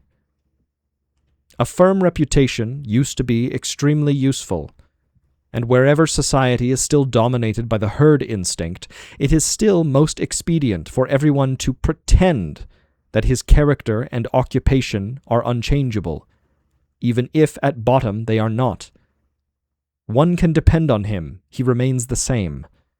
In all extremities of society, this is the sort of praise that means the most. Society is pleased to feel that the virtue of this person, the ambition of that one, and the thoughtfulness and passion of the third provide it with a dependable instrument that is always at hand. Society honors this instrumental nature, this way of remaining faithful to oneself, this unchangeability of views, aspirations, and even faults, and lavishes its highest honors upon it. Such esteem, which flourishes and has flourished everywhere alongside the morality of mores, breeds character, and brings all change, all relearning, all self-transformation into ill repute. However great the advantages of this way of thinking may be elsewhere, for the search after knowledge no general judgment could be more harmful. For precisely the goodwill of those who seek knowledge to declare themselves at any time dauntlessly against their previous opinions, and to mistrust everything that wishes to become firm in us, is thus condemned and brought into ill repute. Nietzsche's notes: a very popular error, having the courage of one's convictions. Rather, it is a matter of having the courage for an attack on one's convictions. Being at odds with a firm reputation, the attitude of those who seek knowledge is considered dishonorable, while the petrification of opinions is accorded a monopoly on honor. Under the spell of such notions, we have to live to this day. How hard it is to live when one feels the opposition of many millennia all around. It is probable that the search after knowledge was afflicted for many millennia with a bad conscience, and that the history of the greatest spirits must have contained a good deal of self-contempt and secret misery. 297. Everyone knows nowadays that the ability to accept criticism and contradiction is a sign of high culture. Some people actually realize that higher human beings desire and provoke contradiction in order to receive some hint about their own injustices of which they are as yet unaware. But that the ability to contradict, the attainment of a good conscience when one feels hostile to what is accustomed, traditional, and hallowed, that is still more excellent, and constitutes what is really great, new, and amazing in our culture. This is the step of steps of the liberated spirit. Who knows that? 299. What one should learn from artists. How can we make things beautiful, attractive, and desirable for us when they are not? And I rather think that in themselves they never are. Here we could learn something from physicians, when, for example, they dilute what is bitter or add wine and sugar to a mixture. But even more from artists who are really continually trying to bring off such inventions and feats, moving away from things until there is a good deal that one no longer sees, and there is much that our eye has to add if we are still to see them at all, or seeing things around a corner, and as cut out and framed, or to place them so that they partially conceal each other and grant us only glimpses of architectural perspectives, or looking at them through tinted glasses or in the light of the sunset, or giving them a surface and skin that is not really transparent. All of this we should learn from artists while being wiser than they are in other matters, for with them this subtle power usually comes to an end where art ends and life begins. But we want to be the poets of our life, first of all in the smallest, most everyday matters. 304. By doing, we forego.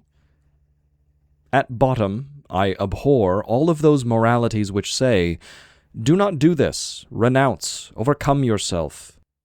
But I am well disposed towards those moralities which goad me to do something, and do it again, from morning until evening, and then to dream of it at night, and to think of nothing except doing this well as I alone can do it. When one lives like that, one thing after another that simply does not belong to such a life drops off.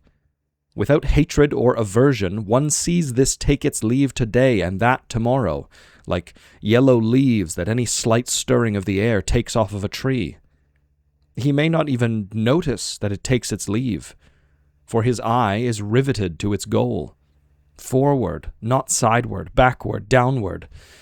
What we do should determine what we forego. That is how I like it. That is my placitum. Translator's note, principle. But I do not wish to strive with open eyes for my own impoverishment. I do not like negative virtues, virtues whose very essence it is to negate and deny oneself something. 307.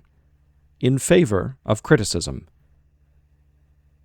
Now, something that you formerly loved as a truth or probability strikes you as an error. You shed it and fancy that this represents a victory for your reason.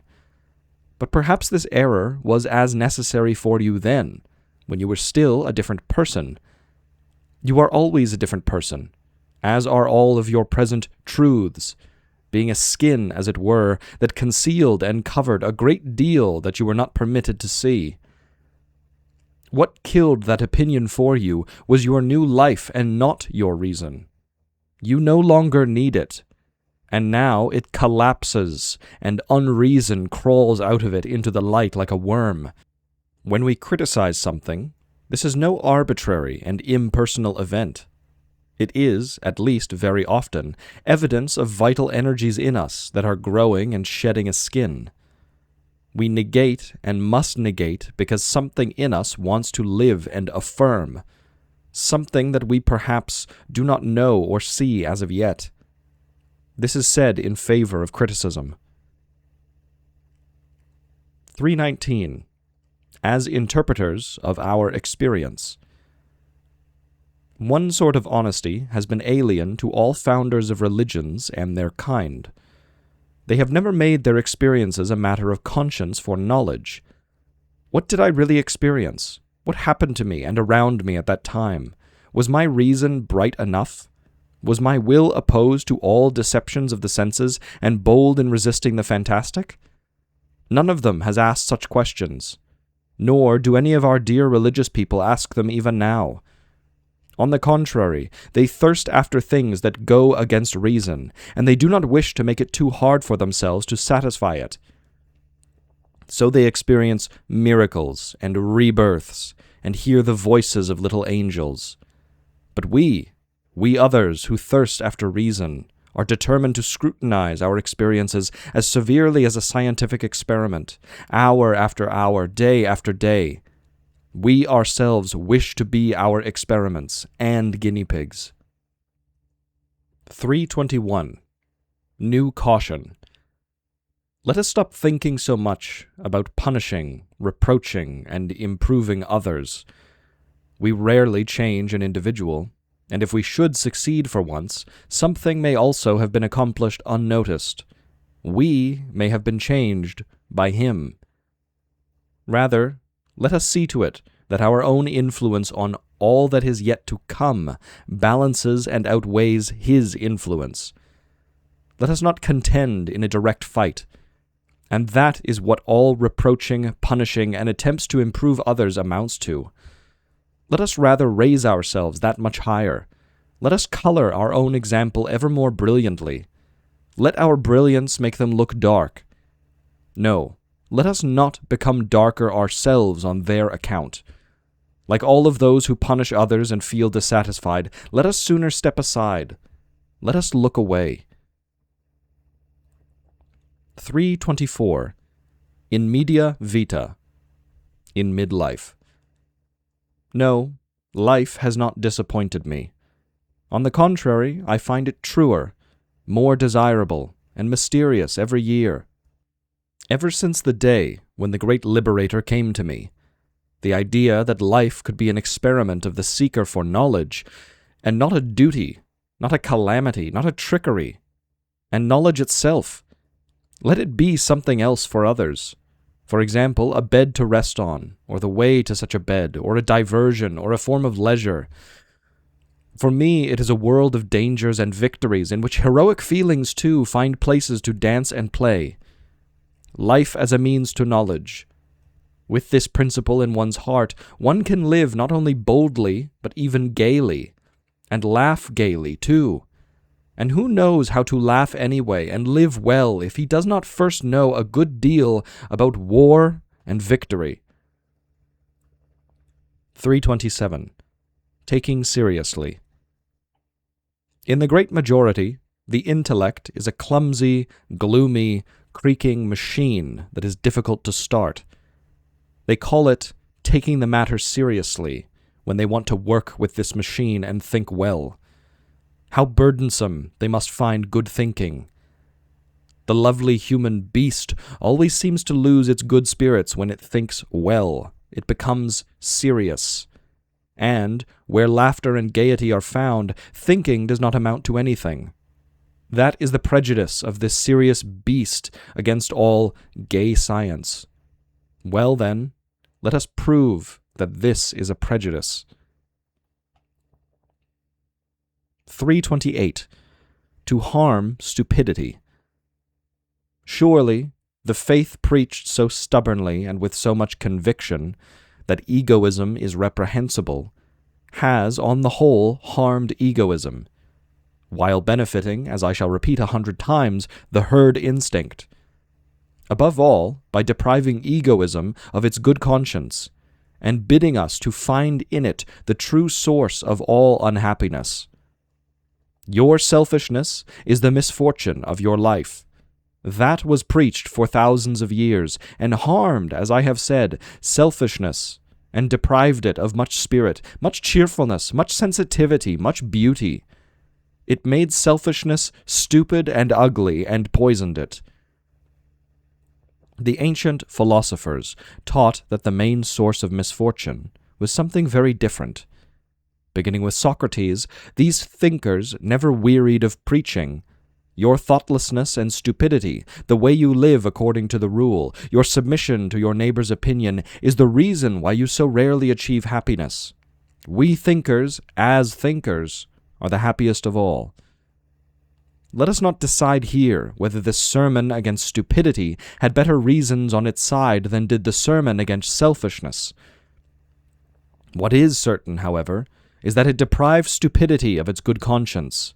These philosophers harmed stupidity. 331. Better deaf than deafened. Formerly, one wished to acquire fame and be spoken of. Now that it is no longer enough, because the market has grown too large, nothing less than screaming will do. As a consequence, even good voices scream until they are hoarse, and the best goods are offered by cracked voices. Without the screaming of those who want to sell, and without hoarseness, there is no longer any genius. This is surely an evil age for a thinker. He has to learn how to find his silence between two noises, and to pretend to be deaf until he really becomes deaf. Until he has learned this, to be sure, he runs the risk of perishing of impatience and headaches. 334. One must learn to love. This is what happens to us in music. First, one has to learn to hear a figure and a melody at all, to detect and distinguish it, to isolate it, to delimit it as a separate life. Then it requires some exertion and goodwill to tolerate it in spite of its strangeness, to be patient with its appearance and expression, and kind-hearted about its oddity. Finally, there comes a moment when we are used to it, when we wait for it, when we sense that we should miss it if it were missing. And now it continues to compel and enchant us relentlessly until we have become its humble and enraptured lovers who desire nothing better from the world than it and only it. But that is what happens to us not only in music. That is how we have learned to love all things that we now love. In the end, we are always rewarded for our good will, our patience, fair-mindedness, and gentleness with what is strange. Gradually, it sheds its veil and turns out to be a new and an indescribable beauty. That is its thanks for our hospitality. Even those who love themselves will have learned it in this way. There is no other way. Love, too, has to be learned. 335. Long live physics. How many people know how to observe something? Of the few who do, how many observe themselves? Everybody is furthest away from himself. All who try the reins know this to their chagrin, and the maxim, "Know thyself," addressed to human beings by a god, is almost malicious. That the case of self-observation is indeed as desperate as that is attested best of all by the manner in which almost everybody talks about the essence of moral actions. This quick, eager, convinced, and garrulous manner with its expression, its smile, and its obliging ardor. One seems to have the wish to say to you, "But my dear friend, precisely this is my specialty. You have directed your question to the one person who is entitled to answer you. As it happens, there is nothing about which I am as wise as about this. To come to the point, when a human being judges, 'This is right,' and then infers, 'Therefore it must be done,' and then proceeds to do what he has thus recognized as right and designated as necessary, then the essence of his action is moral. But my friend, you are speaking of 3 actions instead of 1. When you judge, 'This is right,' that is an action too. Might it not be possible that one could judge in a moral and in an immoral manner? Why do you consider this, precisely this, right? Because this is what conscience tells me, and the voice of conscience is never immoral, for it alone determines what it is to be moral. But why do you listen to the voice of your conscience? And what gives you the right to consider such a judgment true and infallible? For this faith, is there no conscience for that? Have you never heard of an intellectual conscience, a conscience behind your conscience? Your judgment, that is right, has a prehistory in your instincts, likes, dislikes, experiences, and lack of experiences. How did it originate there, you must then ask, and then also, what is it that impels me to listen to it? You can listen to its commands like a good soldier who hears his officer's commands, or like a woman who loves the man who commands, or like a flatterer and a coward who is afraid of the commander, or like a dunderhead who obeys because no objection occurs to him. In short, there are 100 ways in which you can listen to your conscience. But that you take this or that judgment for the voice of conscience, in other words, that you feel something to be right, may be due to the fact that you have never thought much about yourself, and simply have accepted blindly that what you have been told ever since your childhood was right. Or it may be due to the fact that what you call your duty has up to this point brought you sustenance and honors, and you consider it right because it appears to you as your own condition of existence, and that you have a right to existence seems irrefutable to you. For all of that, the firmness of your moral judgment could be evidence of your personal abjectness of impersonality. Your moral strength might have its source in your stubbornness, or in your inability to envisage new ideals. And briefly, if you had thought more subtly, observed better, and learned more, you certainly would not go on calling this duty of yours and this conscience of yours duty and conscience. Your understanding of the manner in which moral judgments have originated would spoil those grand words, like sin and salvation of the soul and redemption have all been spoiled for you. And now, don't cite the categorical imperative, my friend. This term tickles my ear and makes me laugh despite your serious presence. It makes me think of old Kant, who had obtained the thing in itself by stealth, another very ridiculous thing, and was punished for this when the categorical imperative crept stealthily into his heart and led him astray, right back to God, soul, freedom, and immortality. Like a fox who loses his way, goes astray, right back into his cage. Yet it had been his strength and cleverness that had broken open the cage. What? You admire the categorical imperative within you? This firmness of your so-called moral judgment? This unconditional feeling that here everyone must judge as I do? Rather admire your selfishness at this point, and the blindness, pettiness, and frugality of your selfishness. For it is selfish to experience one's own judgment as a universal law, and this selfishness is blind, petty, and frugal, because it betrays that you have not yet discovered yourself, nor created for yourself an ideal of your own, your very own, for that could never belong to somebody else, and much less to all. To all. Anyone who still judges, in this case everybody would have to act like this, has not yet taken 5 steps towards self-knowledge. Otherwise, he would know that there neither are nor can be actions that are the same, that every action that has ever been done was done in an altogether unique and irretrievable way, and that this will be true of every future action, that all regulations about actions relate only to their coarse exterior, even the most inward and subtle regulations of all moralities so far, that these regulations may lead to some semblance of sameness, but really only to some semblance, that as one contemplates or looks back upon any action at all, it is and remains impenetrable, that our opinions about good and noble and great can never be proved true by our actions, because every action is unknowable, that our opinions, valuations, and tables of what is good certainly belong among the most powerful levers in the involved mechanism of our actions, but that in any particular case, the law of their mechanism is indemonstrable.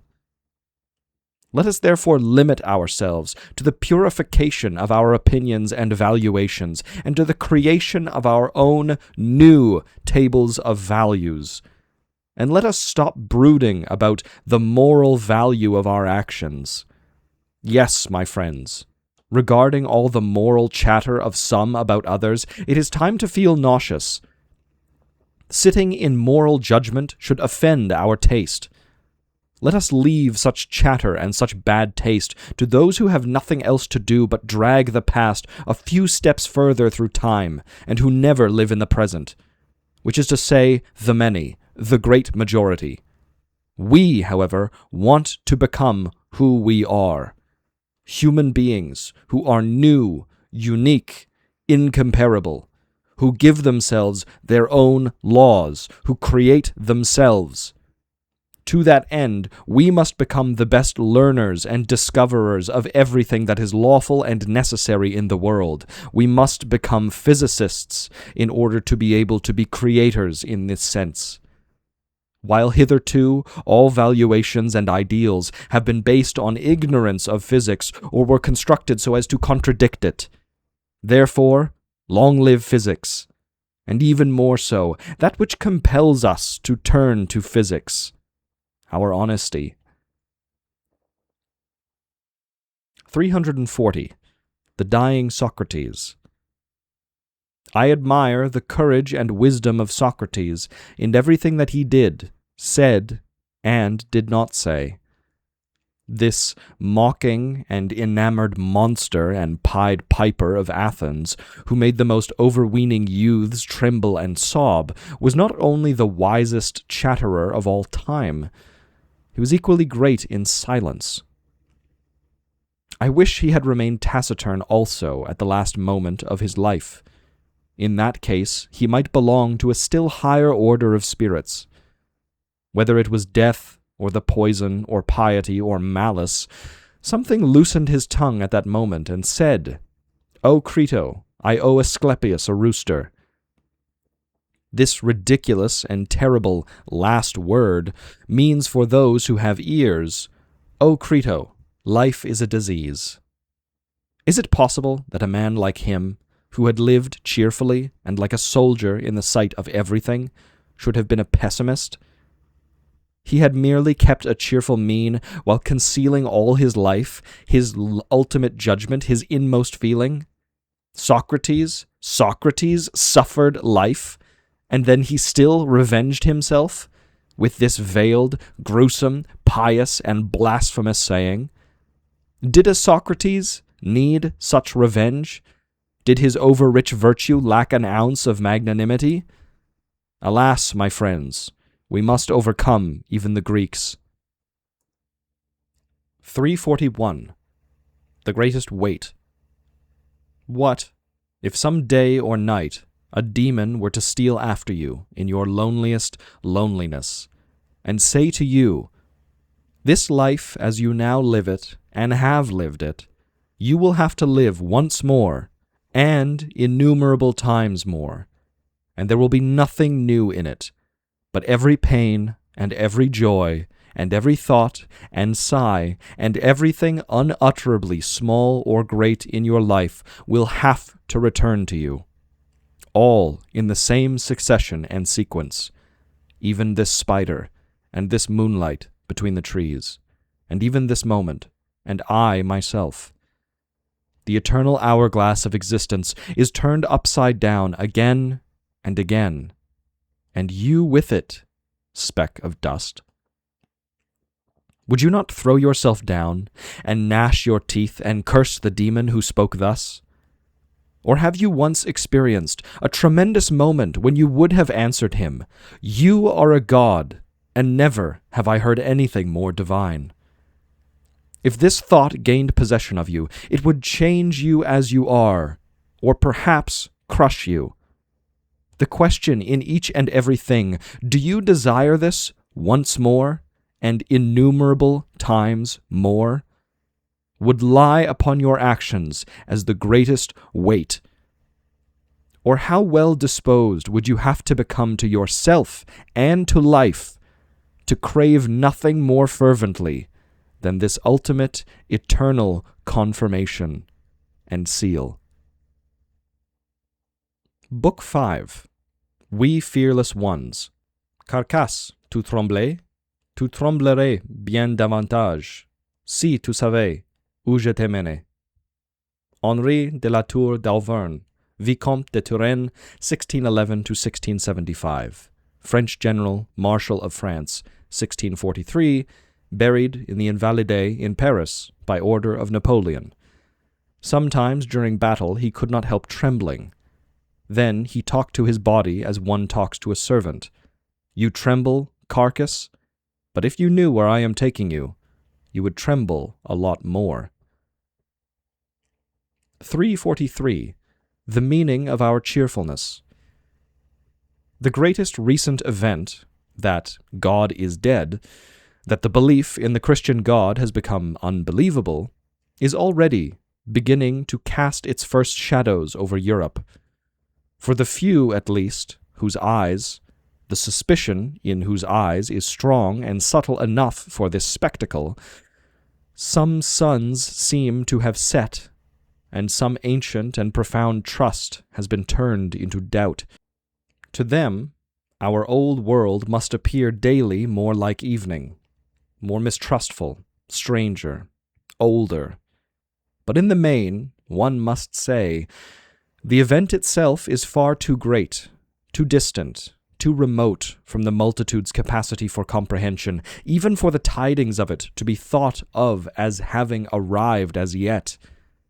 Much less may one suppose that many people know as yet what this event really means, and how much must collapse now that this faith has been undermined, because it was built upon this faith, propped up by it, grown into it. For example, the whole of our European morality. this long plenitude and sequence of breakdown, destruction, ruin, and cataclysm that is now impending, who could guess enough of it today to be compelled to play the teacher, an advanced proclaimer of this monstrous logic of terror, the prophet of a gloom and eclipse of the sun whose like has probably never yet occurred on earth?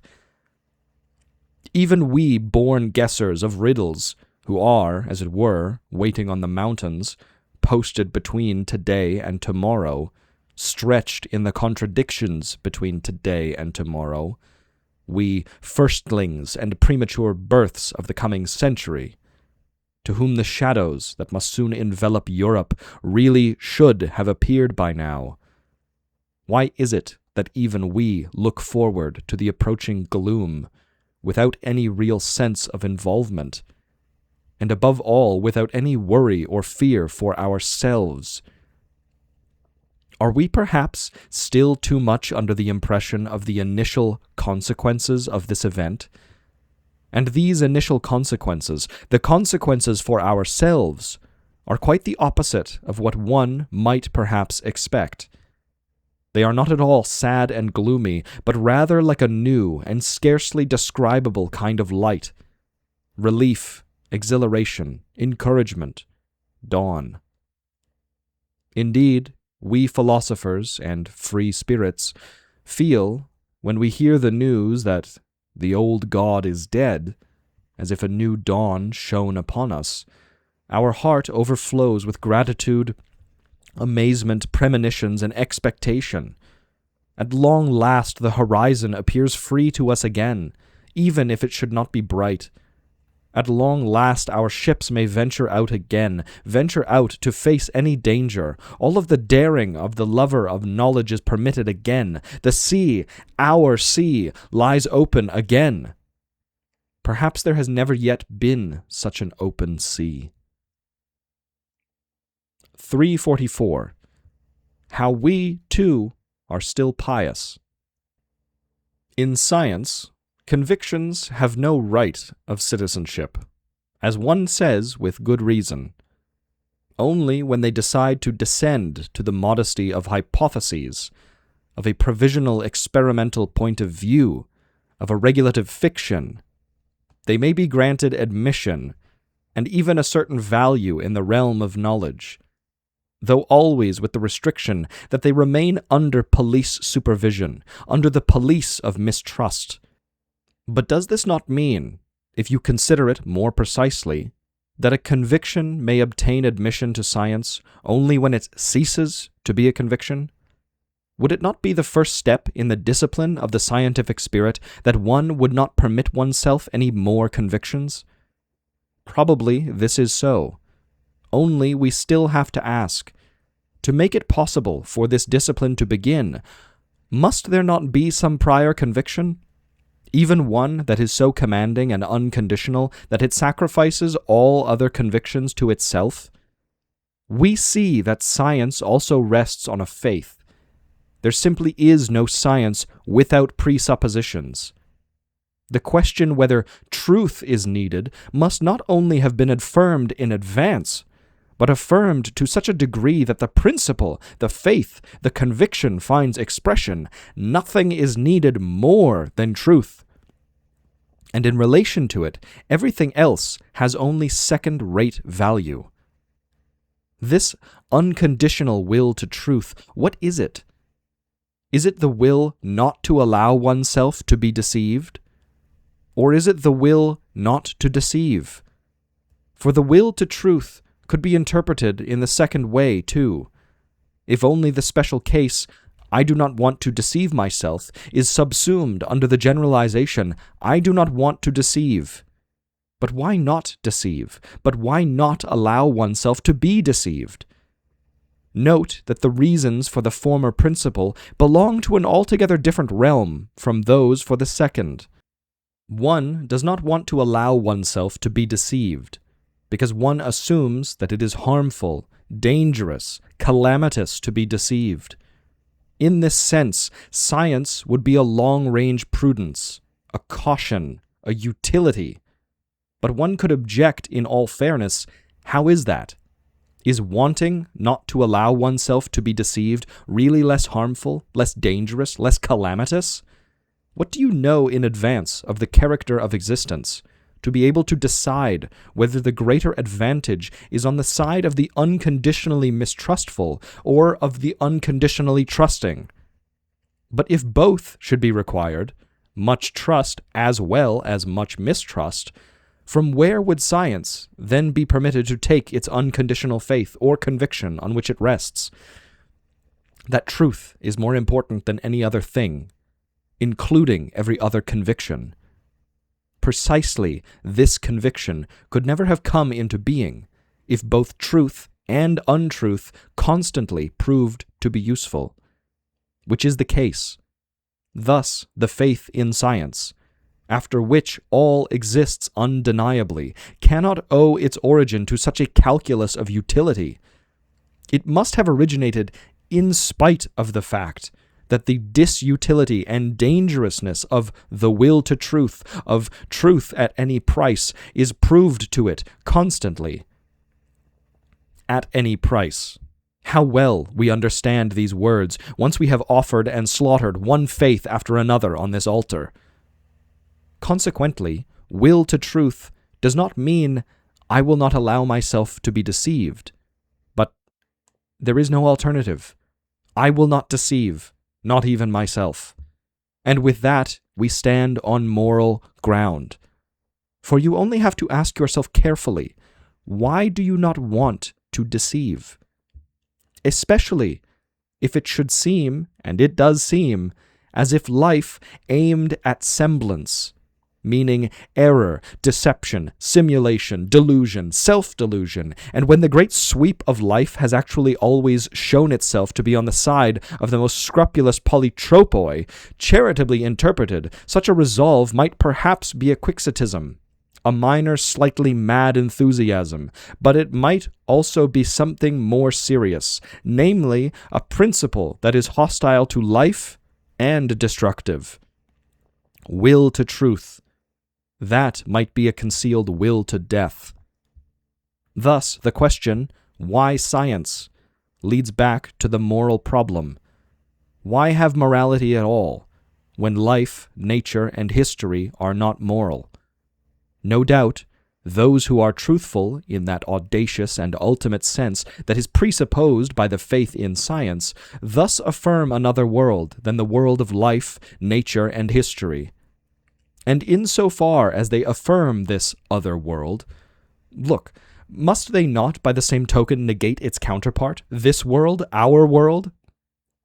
But you will have gathered what I am driving at, namely, that it is still a metaphysical faith upon which our faith in science rests, that even we seekers after knowledge today, we godless anti-metaphysicians, still take our fire too, from the flame lit by a faith that is thousands of years old, that Christian faith, which was also the faith of Plato, that God is the truth, that truth is divine.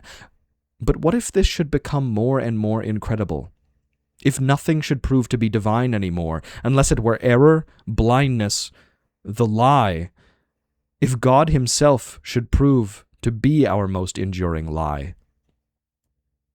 345. Morality as a problem. The lack of personality always takes its revenge. A weakened, thin, extinguished personality that denies itself is no longer fit for anything good, least of all for philosophy. Selflessness has no value either in heaven or on earth. All great problems demand great love, and of that only strong, round, secure spirits who have a firm grip on themselves are capable. It makes the most telling difference whether a thinker has a personal relationship to his problems and finds in them his destiny, his distress, and his greatest happiness, or an impersonal one, meaning that he can do no better than to touch them and grasp them with the antennae of cold, curious thought. In the latter case, nothing will come of it. That much one can promise in advance. For even if great problems should allow themselves to be grasped by them, they would not permit frogs and weaklings to hold on to them. Such has been their taste from time immemorial. A taste, incidentally, that they share with all redoubtable females. Why is it, then, that I have never yet encountered anybody, not even in books, who approached morality in this personal way, and who knew morality as a problem, and this problem as his own personal distress, torment, voluptuousness, and passion? It is evident that up to now morality was no problem at all, but on the contrary, precisely that on which, after all mistrust, discord, and contradiction, one could agree, that hallowed place of peace where our thinkers took a rest even from themselves, took a deep breath and felt revived.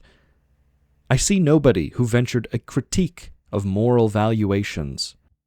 I miss even the slightest attempts of scientific curiosity, of the refined, experimental imagination of psychologists and historians that readily anticipates a problem and catches it in flight without quite knowing what it has caught.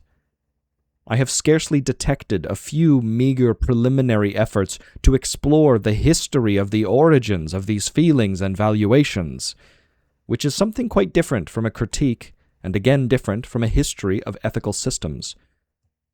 In one particular case, I have done everything to encourage a sympathy and talent for this kind of history. In vain, as it seems to me today. Translator's note, allusion to Paul Ray, author of Der Ursprung der moralistischen Empfindungen, 1877, and Die Entstehung der Gewissens, 1885. These historians of morality, mostly Englishmen, do not amount to much. Usually, they themselves are still quite unsuspectingly obedient to one particular morality, and without knowing it, serve that as shield-bearers and followers. For example, by sharing that popular superstition of Christian Europe, which people keep mouthing so guilelessly to this day, that what is characteristic of moral actions is selflessness, self-sacrifice, or sympathy, or pity. Their usual mistaken premise is that they affirm some consensus of the nations, at least of tame nations, concerning certain principles of morals, and then they infer from this that these principles must be unconditionally binding also for you and me. Or, conversely, they see the truth that among different nations, moral valuations are necessarily different, and then infer from this that no morality is at all binding. Both procedures are equally childish. The mistake made by the more refined among them is that they uncover and criticize the perhaps foolish opinions of a people about their morality, or of humanity about all of human morality. Opinions about its origin, religious sanction, the superstition of free will, and things of that sort. And then they suppose that they have criticized the morality itself. But the value of a command, "thou shalt," is still fundamentally different from and independent of such opinions about it, and the weeds of error that may have overgrown it, just as certainly as the value of a medication for a sick person is completely independent of whether he thinks about medicine scientifically, or the way that old women do. Even if a morality has grown out of an error, the realization of this fact would not as much as touch the problem of its value. Thus, nobody, up to now, has examined the value of that most famous of all medicine, which is called morality. And the first step would be, for once, to question it. Well then, precisely this is our task.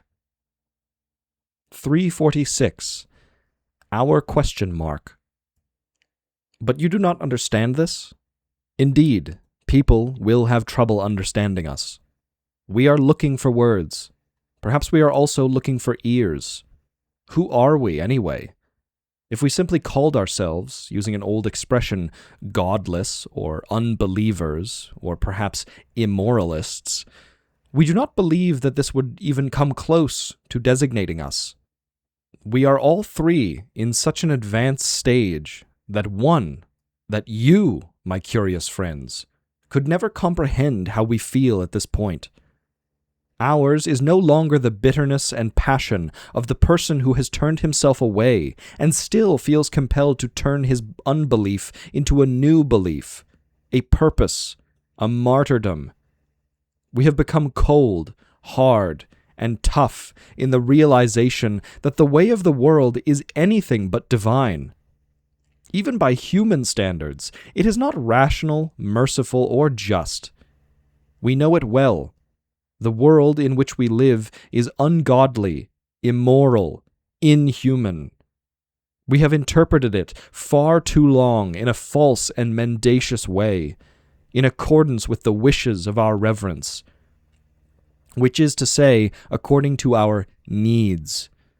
For man is a reverent animal, but he is also mistrustful, and that the world is not worth what we thought it was, that is about as certain as anything of which our mistrust has finally got hold. The more mistrust, the more philosophy. We are far from claiming that the world is worth less.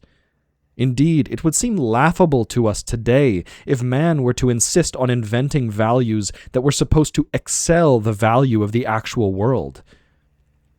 This is precisely what we have turned our backs on as an extravagant aberration of human vanity and unreason that for a long time was not recognized as such. It found its final expression in modern pessimism, i.e., Schopenhauer's philosophy, and a more ancient and stronger expression in the teaching of Buddha. But it is part of Christianity also, if more doubtfully and ambiguously so, but not for that reason any less seductive. The whole pose of man against the world, of man as a world-negating principle, of man as the measure of the value of things, as judge of the world who in the end places existence itself upon his scales and finds it wanting, the monstrous insipidity of this pose has finally come home to us, and we are sick of it. We laugh as soon as we encounter the juxtaposition of man and world, separated by the sublime presumption of the little word and. But look, when we laugh like that, have we not simply carried the contempt for man one step further? And thus also pessimism, the contempt for that existence which is knowable by us? Have we not exposed ourselves to the suspicion of an opposition between the world in which we were at home up to now with our reverences that perhaps made it possible for us to endure life, and another world that consists of us? An inexorable, fundamental, and deepest suspicion about ourselves that is more and more gaining worse and worse control of us Europeans, and that could easily confront coming generations with the terrifying either abolish your reverences or yourselves. The latter would be nihilism. But would not the former also be nihilism? This is our question mark. 347.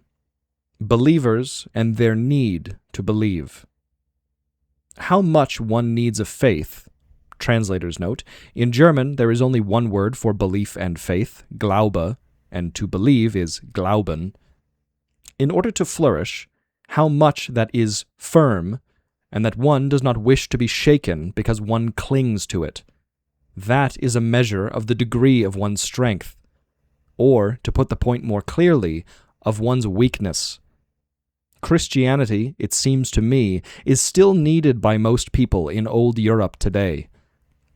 Therefore, it still finds believers. For this is how man is. An article of faith could be refuted before him 1,000 times. If he needed it, he would consider it true again and again, in accordance with that famous proof of strength of which the Bible speaks. Metaphysics is still needed by some, but so is that impetuous demand for certainty that today discharges itself among large numbers of people in a scientific, positivistic form. the demand that one wants, by all means, that something should be firm, while on account of the ardor of this demand, one is easier and more negligent about the demonstration of this certainty. This, too, is still the demand for a support, a prop, in short, that instinct of weakness, which, to be sure, does not create religious, metaphysical systems and convictions of all kinds, but conserves them.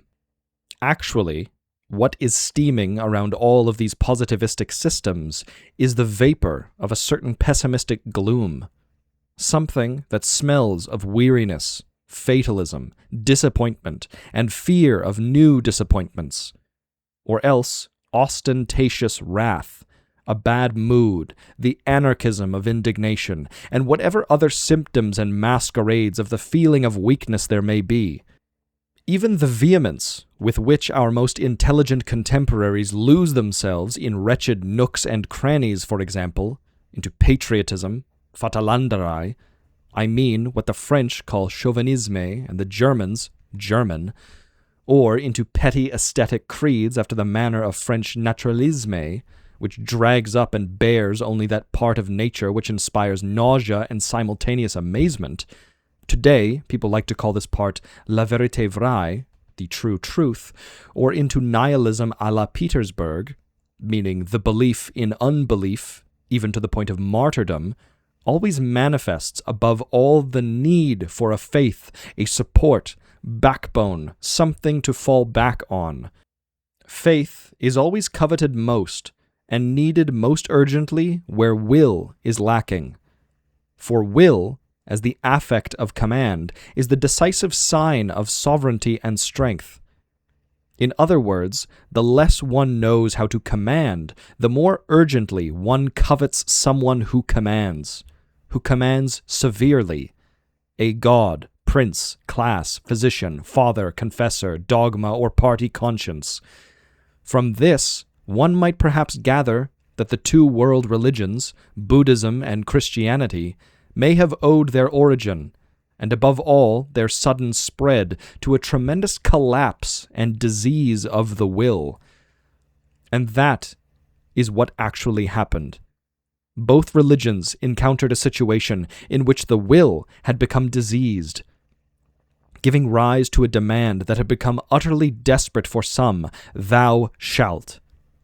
Both religions taught fanaticism in ages in which the will had become exhausted, and thus they offered innumerable people some support, a new possibility of willing, some delight in willing. For fanaticism is the only strength of the will that even the weak and insecure can be brought to attain, being a sort of hypnotism of the whole system of the senses and the intellect for the benefit of a excessive nourishment, hypertrophy, of a single point of view and feeling that henceforth becomes dominant, which the Christian calls his faith. Once a human being reaches the fundamental conviction that he must be commanded, he becomes a believer. Conversely, one could conceive of such a pleasure and power of self-determination, such a freedom of the will, that the spirit would take leave of all faith and every wish for certainty, being practiced in maintaining himself on insubstantial ropes and possibilities and dancing even near abysses. Such a spirit would be the free spirit, par excellence.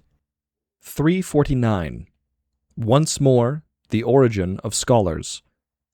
The wish to preserve oneself is the symptom of a condition of distress, of a limitation of the really fundamental instinct of life which aims at the expansion of power, and, wishing for that, frequently risks and even sacrifices self-preservation. In nature, it is not conditions of distress that are dominant, but overflow and squandering, even to the point of absurdity. The struggle for existence is only an exception, a temporary restriction of the will of life. The great and small struggle always revolves around superiority, Übergewicht, around growth and expansion, around power, in accordance with the will to power, which is the will of life. 351. in honor of the priestly type. A priest is, and remains, a human sacrifice. The common people attribute wisdom to such serious men of faith who have become quiet, meaning that they have acquired knowledge and are certain compared to one's own uncertainty. Who would want to deny them this word and this reverence? But it is also fair, conversely, when philosophers consider priests as still common people and not men of knowledge, above all because they simply do not believe in any men of knowledge. In this belief, or rather superstition, they smell the common people. It was modesty that invented the word philosopher in Greece, and left the magnificent overweening presumption in calling oneself wise to the actors of the spirit. The modesty of such monsters of pride and sovereignty as Pythagoras, as Plato. 352. How morality is scarcely dispensable. A naked human being is generally a shameful sight. I am speaking of us Europeans, and not even of female Europeans. Suppose that, owing to some magician's malice, the most cheerful company at table suddenly saw itself disrobed and undressed.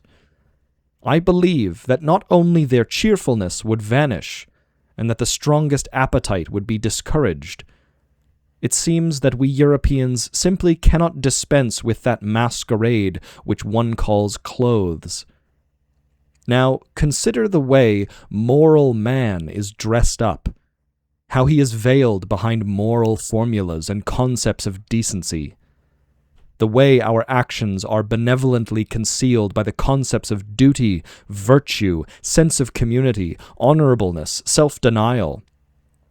Should the reasons for all of this not be equally good? I am not suggesting that all of this is meant to mask human malice and villainy.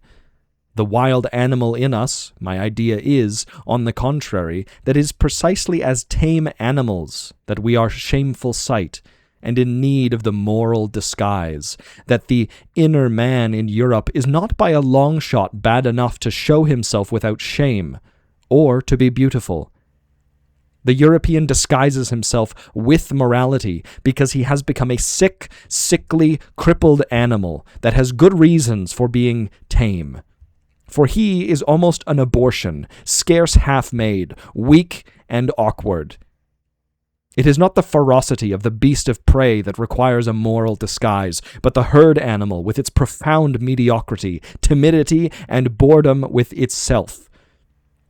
With morality, the European dresses up, let us confess it, to look nobler, more important, more respectable, divine.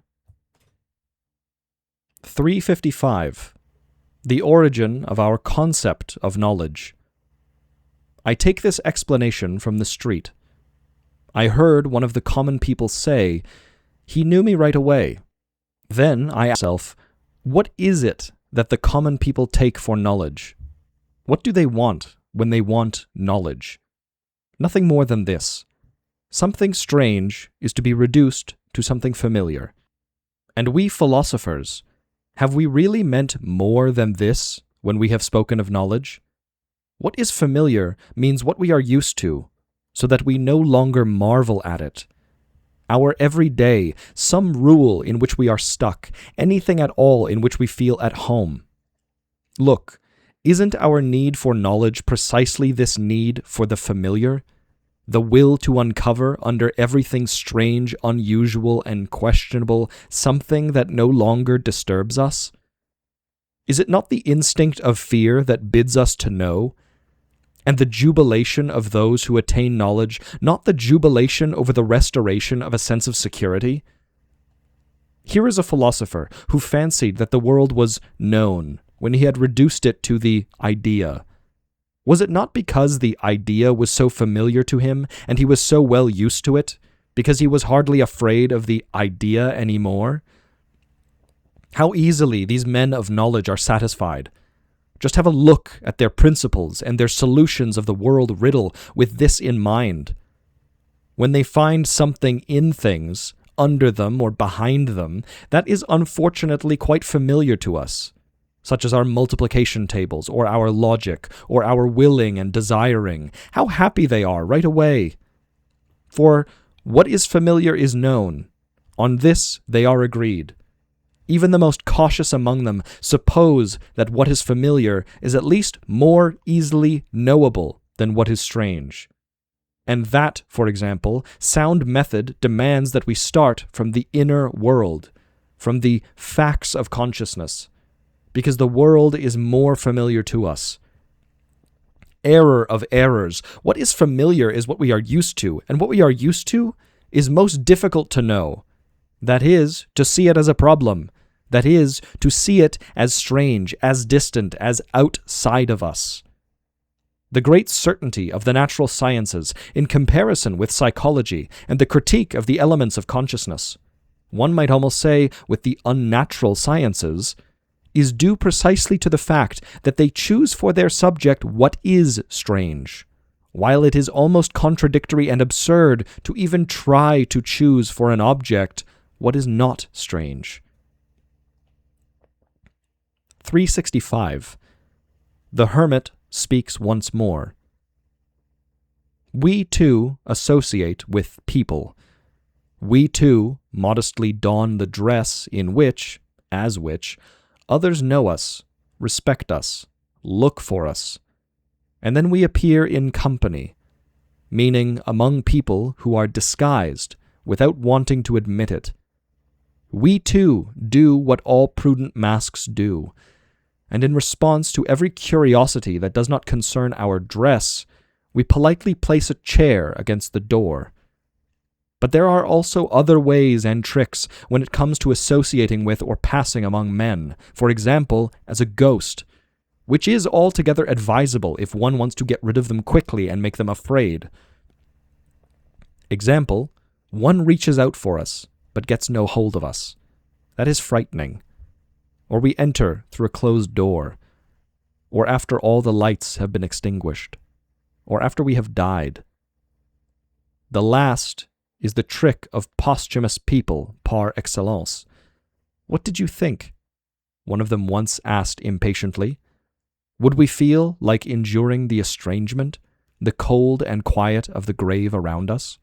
This whole subterranean, concealed, mute, undiscovered solitude that among us is called life, but might just as well be called death? If we did not know what will become of us, and that it is only after death that we shall enter our life and become alive, oh, very much alive, we posthumous people. 374. Our new infinite. How far the perspective character of existence extends, or indeed whether existence has any other character than this, whether existence without interpretation, without sense, does not become nonsense, whether, on the other hand, all existence is not essentially actively engaged in interpretation. That cannot be decided even by the most industrious and most scrupulously conscientious analysis and self-examination of the intellect. For in the course of this analysis, the human intellect cannot avoid seeing itself in its own perspectives, and only in these. We cannot look around our corner. It is a hopeless curiosity that wants to know what other kinds of intellects and perspectives there might be. For example, whether some beings might be able to experience time backward, or alternately forward and backward, which would involve another direction of life and another concept of cause and effect.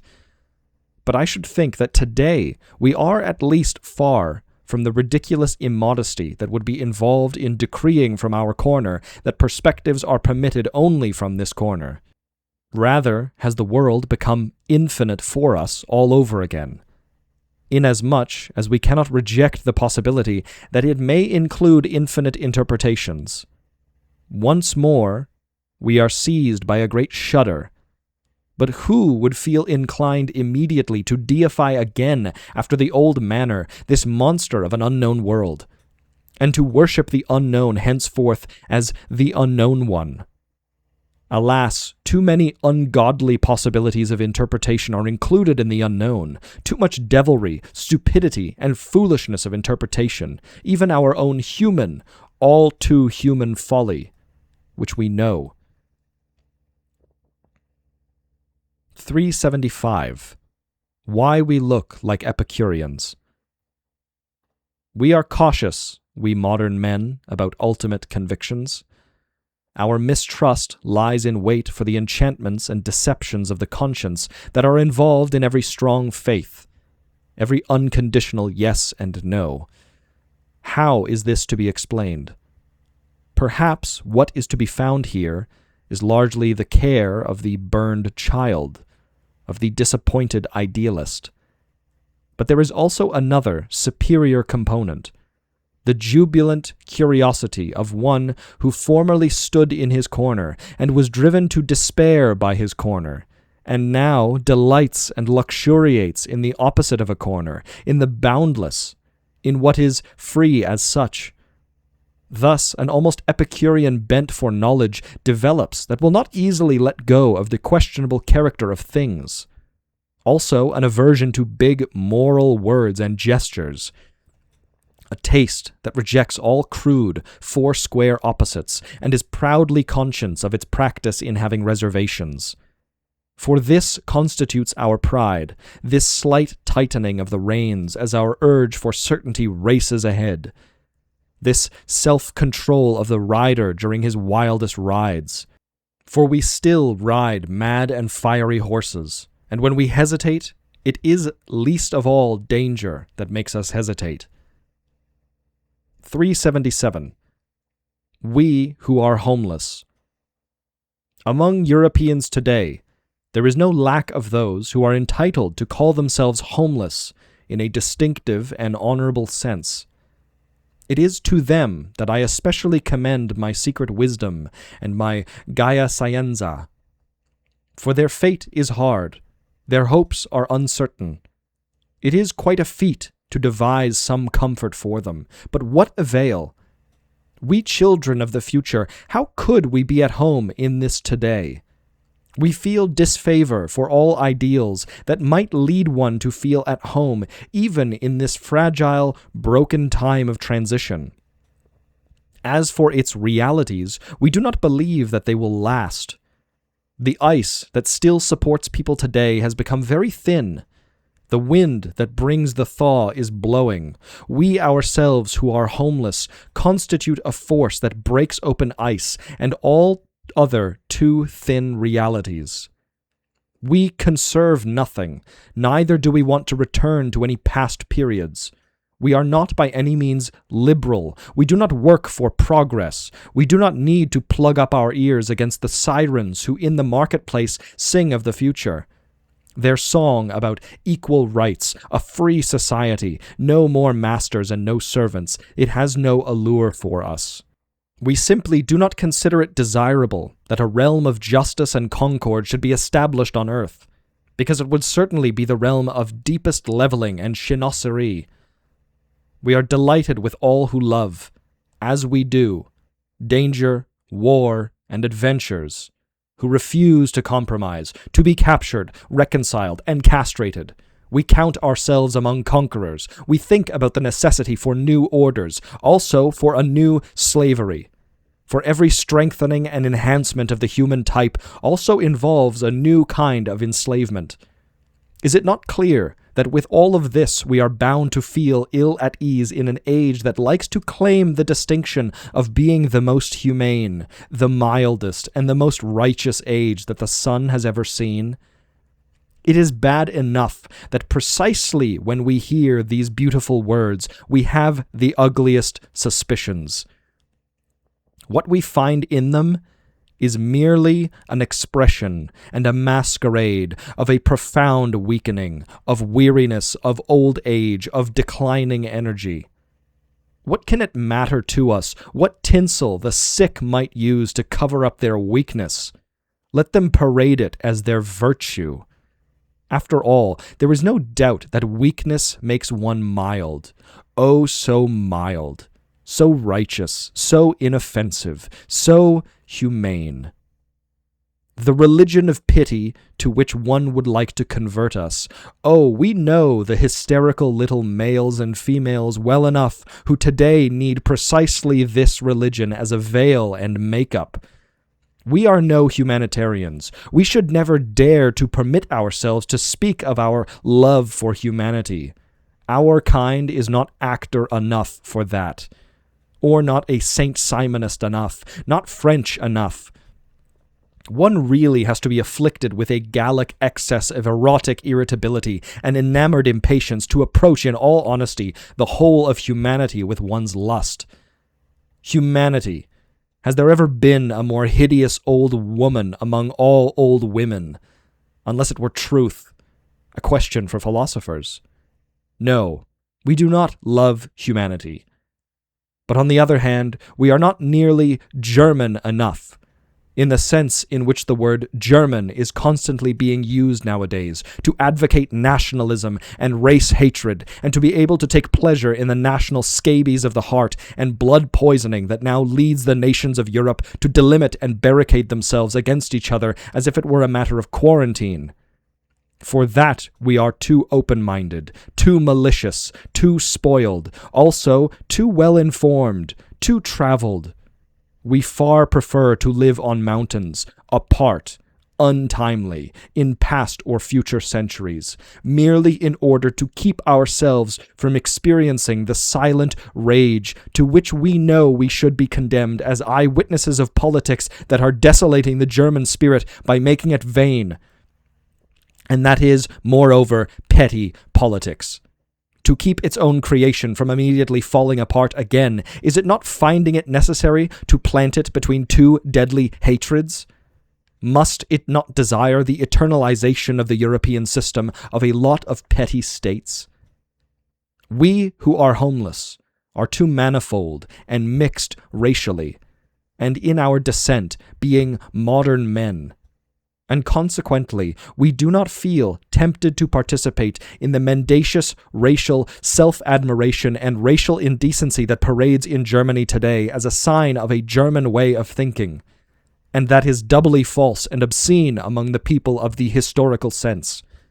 We are, in one word, and let this be our word of honor, good Europeans, the heirs of Europe, the rich, oversupplied, but also overly obligated heirs of thousands of years of European spirit. As such, we have also outgrown Christianity, and we are averse to it, precisely because we have grown out of it, because our ancestors were Christians, who in their Christianity were uncompromisingly upright.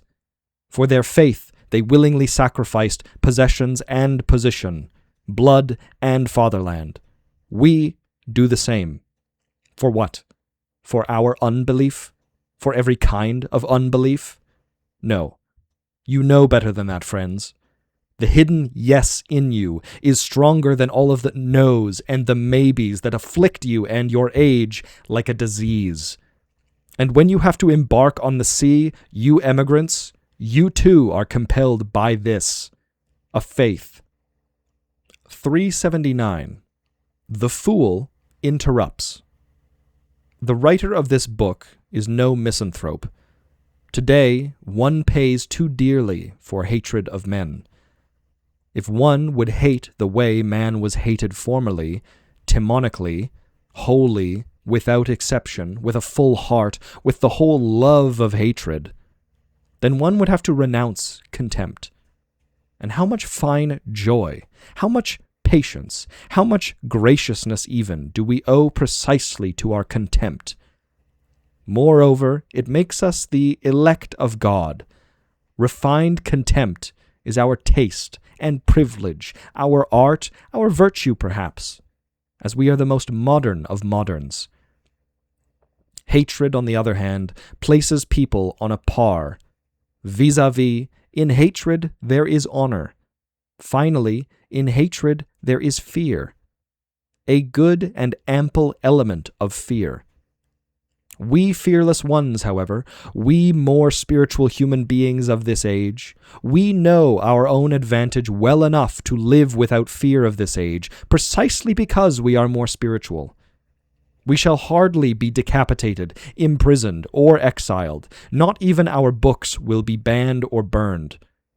The age loves the spirit. It loves and needs us, even if we should have to make it clear to it that we are virtuosos of contempt, that every association with human beings makes us shudder slightly, that for all of our mildness, patience, geniality, and politeness, we cannot persuade our nose to give up its prejudices against the proximity of a human being, that we love nature the less humanly it behaves, and art when it is the artist's escape from man, or the artist's mockery of man, or the artist's mockery of himself.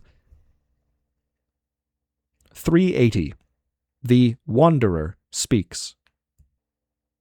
If one would like to see our European morality for once as it looks from a distance, and if one would like to measure it against other moralities, past and future, then one has to proceed like a wanderer who wants to know how high the towers in a town are.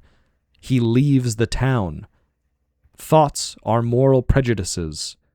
If they are not meant to be prejudices about prejudices, presuppose a position outside of morality, some point beyond good and evil, to which one has to rise, climb, or fly, and in the present case, at least a point beyond our good and evil, a freedom from everything European, by which I mean the sum of the imperious value judgments that have become part of our flesh and blood. That one wants to go precisely out there, up there, may be a minor madness, a peculiar and unreasonable "you must," for we seekers for knowledge also have our idiosyncrasies of unfree will. The question is whether one really can get up there. This may depend on manifold conditions. In the main, the question is how light or heavy we are, the problem of our specific gravity. One has to be very light to drive one's will to knowledge into such a distance, and, as it were, beyond one's time, to create for oneself eyes to survey millennia, and moreover, clear skies in these eyes. One must have liberated oneself from many things that oppress, inhibit, hold down, and make heavy precisely us Europeans today. The human being of such a beyond, who wants to behold the supreme measures of value of his time, must first of all overcome this time in himself. This is the test of his strength, and consequently not only his time, but also his prior aversion and contradiction against this time, his suffering from this time, his untimeliness, his romanticism. 382. The Great Health.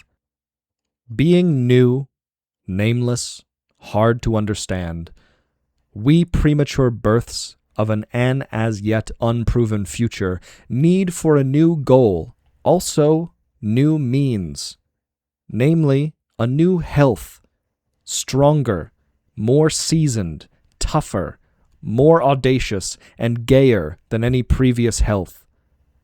Whoever has a soul that craves to have experienced the whole range of values and desiderata to date, and to have sailed around all of the coast of this ideal Mediterranean, whoever wants to know from the adventures of his own more authentic experience how a discoverer and a conqueror of the ideal feels, land also an artist, a saint, a legislator, a sage, a scholar, a pious man, a soothsayer, and one who stands divinely apart in the old style. They need one thing above everything else: the great health. That one does not merely have, but also acquires continually, and must acquire because one gives it up again and again, and must give it up. And now, after we have long been on our way in this manner, we Argonauts of the ideal, with more daring perhaps than is prudent, and have suffered shipwreck and damage often enough, but are, to repeat it, healthier than one likes to permit us. dangerously healthy, ever again healthy. It will seem to us as if, as a reward, we now confronted an as yet undiscovered country whose boundaries nobody has surveyed yet. Something beyond all of the lands and nooks of the ideal so far, a world so overrich in what is beautiful, strange, questionable, terrible, and divine, that our curiosity as well as our craving to possess it has got beside itself. Alas, now nothing will sate us any more. After such vistas, and with such a burning hunger in our conscience and science, in Wissen und Gewissen, how could we still be satisfied with present-day man?